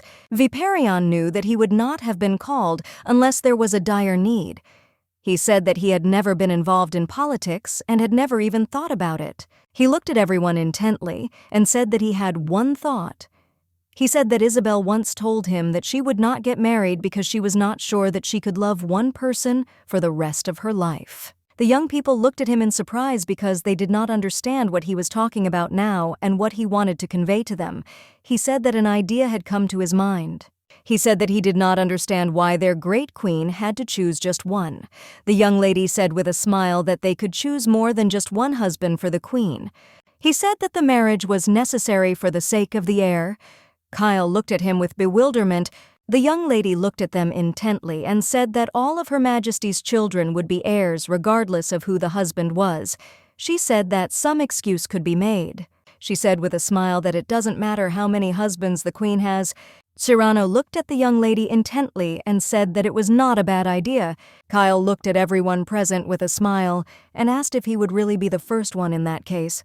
Viperion sighed heavily and said that Isabel, they will be envious. Cyrano thought for a moment and said that it was not a bad idea, but there was a problem. The nobles would push their children into the husband's place. The young people in turn were very alarmed. They knew that the slightest mistake would lead to a dirty fight and not to the desired result. Cyrano Fee in turn knew that he needed a shocking method to which they would not find how to react, in which it would become a very difficult but equal opportunity for everyone. He looked closely at the young people present and said that he had an idea. All the nobles were surprised and puzzled. They did not know why they were called so suddenly. They wondered what was going on. The queen looked at them with a smile and said that they had not seen each other for a long time. All those present were puzzled. They did not understand why the queen was now in front of them with a weapon. The queen looked at them intently and told them to listen to what she had to say today without objection. She said that they could write down any objections they had and submit them according to protocol. The queen said that this was an order and it was not up for discussion. She looked at them intently and said that she would make 4 men concubines. The queen then said that the position of her husband would go to the one who would help her the most during the year. Everyone present was shocked by this statement. The queen said the identity of the heir's biological father would be kept secret. She looked at everyone present and said with a smirk that if anyone wanted to be her lover, she would give him the chance. She said that her private chambers were inviolable, but candidates would have a chance at official events. She said that she would certainly build a separate building, but access to it would be limited. The man looked at the queen with bewilderment and in a trembling voice asked what this meant. The queen looked at those present with a smirk and said that in short she would create a harem. The autocrats were shocked, as they did not expect to hear such a thing. Viperion read to the queen the latest gossip that was written about her. The queen burst out laughing and looking sideways at her partner, asked if anyone really believed this news. He looked at the queen intently and said with a smile that she had the same reaction as Isabel. He said that unfortunately, that's not all. She looked at him in surprise and asked what he meant by that. He looked at her and said there was a reason why the queen preferred to take concubines. She had her sights set on the unmarried kings of the southern lands. It was written that she intended to go south to conquer and subdue them, and the men would fill her with grief. The queen burst out laughing. He looked at her closely and said that it was not a lie because he knew that as a teenager she had dreamed of uniting the continent in the south. There were young unmarried kings. He looked at her intently and asked her in all seriousness if she really wanted to unite the continent. She asked in surprise how she could go so far. She asked if she should just conquer the south. He looked at her in surprise and asked how many years it would take her. The queen said with a smile that it would be about 10 years, and together with him she would conquer all the expanses. She looked at him in surprise and asked if he really didn't want to. He said that he would definitely do as she wanted and would help her, but he knew that, contrary to all the rumors, she didn't like the war. She looked at him in surprise and asked if he really thought that way. She said that people called her a war-mad woman, and every night she had fun with new captives and then killed them. She sighed heavily and said that such rumors were circulating about her. He looked at her intently and said that these were just false rumors spread by people who did not know her at all. He looked at the queen intently and asked how things were. She looked at him in surprise and asked what he was talking about. He sighed heavily and said that he was talking about the harem now. She looked at him in surprise and asked with a smile if he was just asking. Now she said that they were going to make a hot spring in the center and asked if he wanted to see it. The queen said that it would be surrounded by columns and decorated with incense, and there would gather the men of the harem in festive clothes like the concubines of the previous king. He asked, puzzled, if that was really her taste. She smiled and said that it was. The queen looked closely at her companion and asked if he was ready for the banquet in honor of the victory of the great Babylon. He smiled and said that of course he was ready. The queen looked at him intently and asked if he had anything to say to her. He asked in surprise if he should say that she was beautiful. The queen said that was natural, and the head butler said she asked if Isabel hadn't taught him. He looked at her in surprise and asked if he really needed to kneel down and kiss her hand. She looked at him with fury and said that if he did that, he would be a corpse. He sighed heavily and said that he did not want to die. She looked at him intently and asked if he knew what she was going to do. The young man looked at the queen in surprise, and she said with a grin that she was going to go hunting. Sometime later, the aristocrats were eagerly discussing the queen and her large army. Vanessa looked at all the ladies present with a smile and asked why they were so tense. She said with a radiant smile that they were now at a banquet. She said that the queen wanted to enjoy the victory from the heart, so they should do the same. Vanessa smiled, looking at the ladies present, and said that the queen is currently in a relationship. She asked the young ladies if in her place they would not want to show off their lover in all his glory. The young lady sighed heavily and told Vanessa that her fiancé was also a candidate. Vanessa sighed heavily and said that it seemed that everyone already knew about it. She said that she never even thought that she would become a rival to the queen. The young ladies discussed this situation and were wondering who the queen had chosen as her partner this time. A moment later, everyone was announced that Her Majesty had arrived. Everyone present was shocked because they saw a woman who hated receptions. They saw that the queen was smiling radiantly, and moreover she was wearing a smart dress. The queen, in turn, looked at all the guests present with a radiant smile. Vanessa froze in surprise looking at the queen because she did not believe that she had broken the rules. To herself, she thought that she should have called a portrait painter. The queen looked at everyone and said with a smile that she and the generals present had spent 7 years at war. She smiled and said that they had won. Looking at the generals, she smiled and said that this was a big step forward for their country. She said that now they have vast territories and the strongest knights. She looked at everyone present with a smile and said that even if she called Babylon an empire and herself an empress, no one would dare to contradict her. She looked at those present with a smile and said that today they should celebrate the night of victory and the return home. They looked intently at the queen and chanted her name. They shouted and begged her to accept their loyalty. The young lady looked at the queen intently. She was very happy because everything was going according to plan. She knew that they had all tried very hard. The young man looked at the queen and said that for the first time he realized how eloquent she was. The queen said with a smile that Kyle had written the speech and she had only learned it. The young man in turn was annoyed by this news. The rest looked at him and said that the ability to use servants is one of the virtues of a monarch. Viperion looked at the queen in confusion and said that first she praised her husband and then calls him a servant. The queen said with a smile that this is so. A moment later, the queen saw the marquis in the crowd. The young man looked into the distance and said, puzzled, that this was very suspicious. The queen looked sideways at her partner with a smirk and said that it was time for them to go. He looked at her in surprise and asked where they were going. The queen smiled and said that they would go dancing. Aroa said that they would slowly approach the marquises while they were waltzing. He looked at the queen in surprise and asked if it would be too noticeable. But a moment later, he said with a smile that he was ready to go dance with her. A few minutes later, the young people were waltzing. With lightning speed, they moved throughout the hall. The queen looked at the marquis with fury. The queen in turn was like a huntress. The marquis was trembling with fear. He saw the queen's terrible look. He knew that if something went wrong, he could easily die. He looked at everyone present and, breathing heavily, said that he should go back because his blood pressure had risen. Aroa and Viperion looked at those present with predatory eyes. A moment later, the queen pointed to her partner in the direction and said that they now needed to move quickly. He meekly agreed, and they moved with lightning speed, whirling in a beautiful dance. Cyrano looked at the queen intently and said that he knew noble counsel was ignored by the Senate, and so far there was no reaction. He said that maybe they were finding out if it was true. The queen looked at her assistant intently and said with a smile that they were lucky. He looked at her and told her not to be so optimistic, as sooner or later the two forces would unite.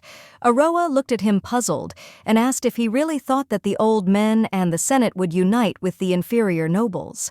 He sighed heavily and said that he thought that would be the case, because then they would be able to resist the queen. He said that most of the nobles were calling for neutrality. Looking at the assistants present, he said that the previous king fought with the old nobles they called for neutrality protecting their troughs, but now they are silent for the same reason. The queen looked at him in surprise and asked why this was happening. He said that the time would come when the scales would begin to tip to one side. He looked at the queen intently and said that then all the former neutrals would defect to the winning side, retaining their dignity and influence. The queen sighed heavily and said in annoyance that they were just bastards. Cyrano S. said that probably those who are part of the old noble council will join the Senate under the previous city. He said that he does not want to admit it, but the new noble council adheres to the old traditions, so it is better to choose the Senate to protect their pride. She looked at him in surprise and asked if she really had no allies. The queen sighed heavily and said that it turned out that apart from the chief butler, the Chancellor Cyrano and her skinmen, there was no one on her side. He looked at her in surprise and asked why she thought so. He smiled and said that all the people of their country supported her, from the shoe shiners on the street to the soldiers guarding the borders. There was no one who did not support her. The queen looked at him in surprise, as she did not expect to hear such a thing. Cyrano looked at her intently and said with a smile that she was a queen who relied on a sword and was loved by the common people. She sighed heavily and said that unfortunately she was not that good, since he himself had just said that she was unstable and often made mistakes. He looked at her closely and said with a smile that it was true, but she had changed a lot since then. Aroa looked at him in surprise and asked what he was talking about. Cyrano smiled, looking at the queen, and said that he would do everything to make it so. At the Blake estate, Madame spoke with the Marquis. She said that if the Senate had not recommended that she meet with him, he would not have been able to even enter her house. The Marquis sighed heavily and said that he knew about it. Since they had had a very distant relationship for a long time, Madame said that frankly speaking, they despised each other. The Marquis pushed some strange box towards her. She looked at him in surprise and said with a grin, "What kind of cheap tricks are these on his part?" She said that she doesn't take bribes. The Marquis said with a grin that he knew about it, and that was why there was nothing inside yet. He said that if she agreed, he would gladly fill the given box. He looked at her intently and asked if she really hoped that he had put Isabel's head in the box. The man looked closely at the queen and said with a smile that all 12 members of the harem had finally been selected. The queen looked at him in surprise and asked, "Why not 32? The man was surprised he asked if she really wanted that many. The queen was surprised. She said it wasn't that she wanted that many, it was just that there were a lot of requests. The queen looked at the lord intently and asked if they really thought of her as an animal.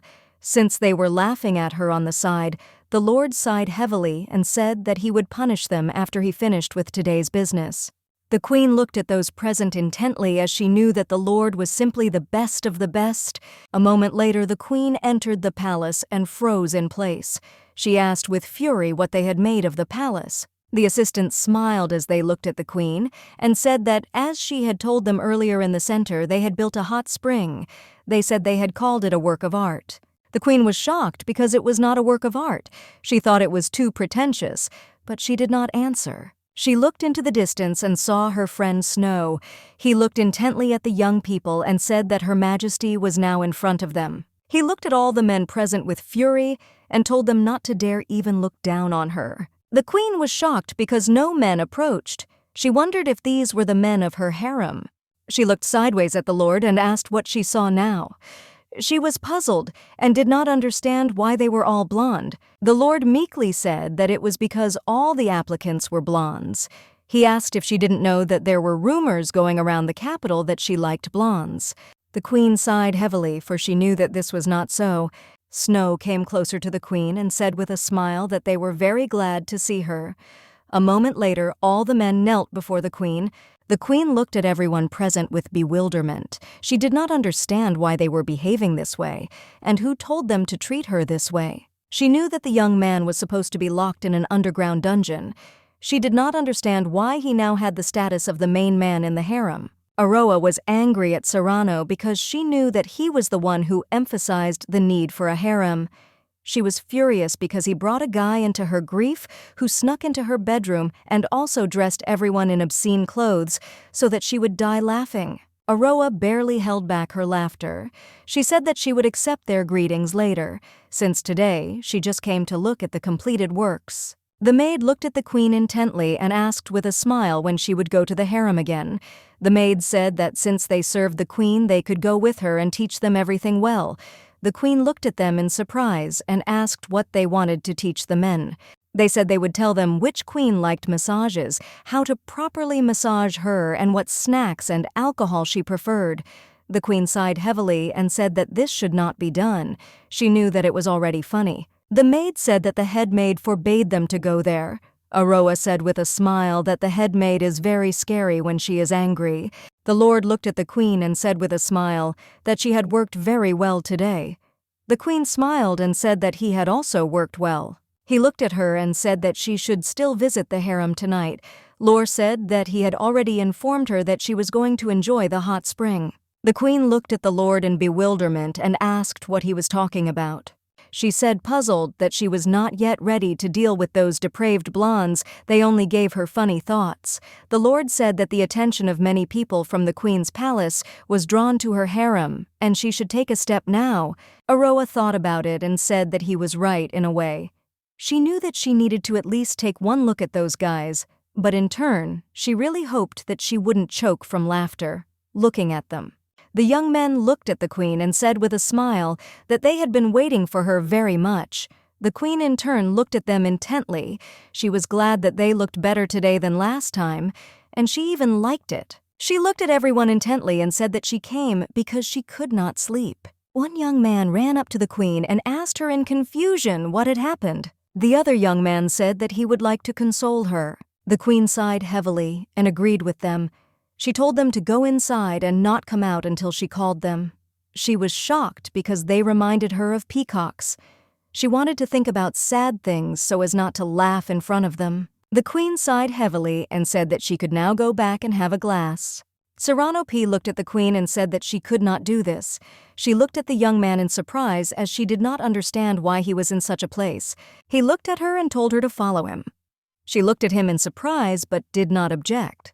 Serrano said that he and Snow had something they wanted to tell her. Snow looked at the queen closely and greeted her with a smile. The young man looked at the queen intently and said with a smile that, thanks to the fact that he runs the harem, he is the only one with a room on the first floor with a huge living room. The queen looked at him in surprise as she did not understand what he was talking about. She looked at the young men with puzzlement and asked what exactly they wanted to tell her. The young man looked intently at the queen and said that he had found a customer who had ordered him to seduce her. A moment later, he said that it was not he who had organized all this, but Serrano himself. Serrano in turn was surprised, since he did not expect to hear something like this. He looked at the queen and said that they heard it from Vanessa. The queen was surprised that Vanessa would help in such a matter. She looked closely at the young men and asked who the customer was. The young man sighed heavily and said that the customer was the Marquis of Bangor. The queen looked at the young men with fury and asked if she had heard correctly. She shouted that he was simply crazy. She thought for a moment and said that she was going to teach him a lesson right now. Serrano looked at the queen with surprise and bewilderment and asked if she really wanted to deal with him personally. He said that it would be better to hire people for this. The queen sighed heavily and said that she would go out incognito. She looked at him intently and asked if he really wanted to stop her. He in turn understood that he could not stop her and said that he understood her. Cyrano P. understood that the queen really wanted to get out because she was stuffy in the castle. Snow looked at the queen intently and asked with a smile if he could help her with her disguise. The young people looked at him in surprise as they did not expect to hear something like that. Sometime later, the queen transformed into a new image. She smiled, looking at herself, and told the young man that he was not at all in this matter. He smiled and said that he had previously worked as an assistant makeup artist. The queen was surprised. Aroa looked at Serrano and asked if he was serious about going with her. She said there would be guards. Aroa mockingly asked how he would stand there with his frail body. Serrano sighed and said that he was not going to arrest anyone. He was just going to follow her. He looked at her intently and said that since she was going to sneak in and all that, then someone should help her. The queen came closer to him and said that even if you didn't look closely at him, you wouldn't recognize him either. but she in turn knew that even with makeup, he remained a handsome man. He looked away from the queen and said that if anyone tried to look at her face the way she did his, he would gouge out his eyes. Aroa looked at him in surprise and confusion and said that he was very ruthless. Snow stared at the young men as they argued among themselves. He looked at the queen and said that the Marquis was going to dine with the nobles that night and would spend the night in the salon of his wife's mansion. He looked at the queen and said that there were rumors that he and his wife were living separately. The queen said that she sensed a catch, as she did not understand why he would dare to go to his wife's salon for the sake of the circle. The queen looked at her knights and told them to be ready for any emergency. The young men looked at the queen and told her that she did not need to worry as they were protecting her. The queen looked at her companion and said that it was time for him to go. The queen approached the wall and touched it. He looked at her in surprise and asked what she was doing. She smiled and said that she was now thinking about how she would climb the wall. He looked at her in surprise and asked what she was talking about. She asked if there was anything to see here. She said that there were only workers here. Cyrano was very puzzled since the building had 4 floors. The queen said that such a height was not an obstacle for her. A moment later, she looked at him with a smile and said that she was going. She said that he should remember the number and faces of the workers here, as well as the nobles. He sighed heavily and said that he would definitely do everything and also asked her to be careful. With lightning speed, the queen jumped from floor to floor. Cyrano looked after the queen intently, for he thought that she had gone out because she was impatient and to stretch her legs. The young men stood and discussed the surveillance of the Marquis as his carriage entered the Blake estate. The Marquis was furious, and since his friend pretended to be decent and noble and was on their side, he collaborated with others. He realized that the cunning Marquis wanted to get the Senate. He looked at the man and said that he should continue to watch the Marquis's carriage. The queen watched the men closely. She of course wanted to hear something else, but she liked this too. The Marquis looked at his wife intently and asked if she didn't want to give him another chance. Madame said furiously that she had already signed the divorce papers. The Marquis was in shock. He ran in a hurry after the carriage and called for his wife. Cyrano watched them from the sidelines. He was shocked because he didn't expect that they were going to get a divorce. A moment later, the queen approached him and asked who was going to get a divorce. He said that he had just seen the Marquis and his wife, and it looked like they were going to get a divorce. She looked at him and said that if living together was a complete tragedy, then it was better to separate. He looked at her intently and said that this was true, and also asked if their case should be considered as soon as possible. She looked at him in surprise and asked why he decided so. He said that after the divorce, the Marquis would not be able to use this place and would look for another shelter, and if they provided him with shelter, it would be easier to keep an eye on him. The queen smiled and said that it was an excellent idea and that the Marquis's wish would be fulfilled in a flash. The queen said that they should go home already since they had to come to headquarters early tomorrow. The queen said that the Marquis wanted to unite with the Blake family. The young man looked at the queen in surprise and bewilderment. The queen said they would like to take Viperion out of the game. The queen asked the lord who was in charge of filing divorce papers.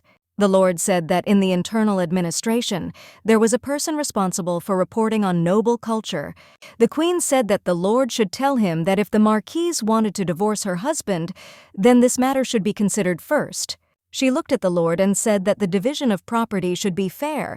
The queen said that if the husband is the reason for the divorce, then he should be made bankrupt. The lord smiled and said that he understood everything. Kyle looked at the young man in surprise and asked, "Did the queen really climb so high and overhear the conversation?" The young lady in turn said that the queen was simply an amazing person. Cyrano S. said that everything is so, and the divorce papers have already arrived, and soon they will be approved and the matter will be decided. The bankrupt Marquis will look for a new refuge. The young lady said with a smile that in that case she would take over the building. She asked, "What about a decent building at a low price?" Cyrano S. said that he would send his people from there to spy and set a trap. He said that he would send his business partner. He said that to get close to his assistants, it would take a man who knew what was going on in the darkest corners. He looked at everyone present and said that they had already covered all the issues and could finish for the day. Kyle P. looked at them without asking if the Senate was really there and made his absurd statement. Cyrano said that it was so. Kyle looked at him in surprise and asked why there was no reaction. Cyrano said that hundreds of newspapers and magazines reported on the construction of Her Majesty's harem, and only one place published the Senate's statement. The young man laughed and said that he thought so. Cyrano looked intently at those present and said that they were waiting. Kyle in turn looked at them with a smile. The Queen read the article and said with a smile that it was very funny. The Lord said that while attention was focused on the harem, she should visit it more often, the Queen of the task, but asked if she really had to go there every day. She asked with a smile what she should do if they looked like sinners and acted like puppies who lacked love. She asked if it would be okay if she just went to the hot spring. The Lord looked at her intently and asked, how about inviting just a couple of people? The Queen thought for a moment and said that one of them touched her because he wanted to wash her hair, and she hit him, asking if he wanted to die. She looked at them closely and asked if this was a consequence of the war. The Lord was in shock. He asked if the young man survived. The Queen smiled and said that he simply lost consciousness but survived. The headmaid looked at the Queen intently and said that she didn't think she should really take an interest in them. The Queen asked if she should just pretend. The Queen thought about everything for a moment. Sometime later, the Queen decided to visit her harem. Each of those present watched the Queen closely. They really wanted to please her. The Queen looked at them closely and said with a smile that they could chat and asked what made each of them unique. She said the family couldn't send them here just because they looked good. The young man smiled and said that he played cards very well, and if she would now allow him to sit opposite her, he would entertain her with a game. A moment later, the young men were raising their hands in a rush and talking about their merits. The Queen looked at them closely and frowned. She realized that she was enjoying this more and more. She realized that they had already found out a lot about her. She wondered if she could have any fun with them. The Queen, in turn, decided to have dinner in the harem. She decided to take a walk barefoot as she loved running around the garden as a child. She noticed that her young men also followed her. She saw that they were walking towards her barefoot. The Queen realized that they were doing everything just to get her attention. She looked intently at one of the men and asked how he was enjoying himself in the harem. He sighed heavily and said that he was not very comfortable. She looked at him in surprise and asked why he thought so. He sighed heavily and said that he felt uncomfortable. The Queen asked why. He looked at the Queen intently and said that it was because Her Majesty did not want anything from them. She looked at him intently, frowning. She realized that he was uncomfortable because they couldn't see each other often. The Queen looked at him and asked his name. The young men were surprised because the Queen asked the young man his name. The Queen was shocked because she knew that Marquis Snow had rushed to her and that her nephew was still able to push him into the harem. The young man sighed heavily and said that if he were in the Marquis's place, he would also have thought that one of the plans would work. He asked who his nephew was. The Queen looked at him and said that he was an ordinary blonde. She said that she described him as usual. Looking at her friend, she said that he was much more handsome than all the blondes. He looked at her intently and said that she spoke as if she had just now realized that he was handsome. She thought for a moment and said that she had realized this long ago. She said that she thought that he was unlucky to be more beautiful than her. He looked away in embarrassment as he was touched by the Queen's words. He looked at the Queen intently and said with a smile that the Marquis, who had barely managed to push his nephew into the harem, would be disappointed by these words. The Queen asked him if he thought he would like it if her nephew caught her attention, and Cyrano S. said he probably would. He looked at the Queen intently and asked, "What about the divorce?" She said that the documents have already been signed, and now they are dividing the property. He thought for a moment and said that the Marquis was very clingy to his wife, and it would be bad if she took him back. Aroa said that this would not happen, because if he did not give her a divorce, she would kill him. Cyrano U smiled and said that they would promptly prepare a building for him to rent. The Queen smiled and said that on the day of their divorce, she would throw a grand party in the harem. He smiled and said that this was a very good choice to distract the public. The Queen smiled and said that it was so. Sometime later, there was confusion in the harem. Everyone served the Queen, and the Queen in turn was very happy. They slowly prepared various dishes over the fire. The Queen looked at the men present with a smile and told them to drink with her. A moment later, the young people eagerly began to drink. The queen looked at the young people in surprise as she did not expect this behavior from them. She was shocked because she realized that they were more fun than she thought. The marquise was very happy that she was finally divorced. The marquis in turn shouted and begged his wife to give him another chance. She screamed and sent him away, but the marquis screamed that he did not want to divorce her since he would soon achieve success. He screamed after her that she should not bother him since he would soon make her a duchess. The queen looked at her companion and asked if they had deceived the marquise by saying that the price was so low because the house was haunted. She asked if it had worked. He said that they had become close to the marquise's assistant, who was suffering from poverty. The queen looked at her friend and said that there was a secret passage inside. He asked in surprise how she knew. He said that there was not only a passage but also several secret rooms. The queen asked who would watch them. He said there was a suitable person. The queen smiled and said she very much hoped for good news. Serrano was puzzled since Mayor Case had essentially said nothing.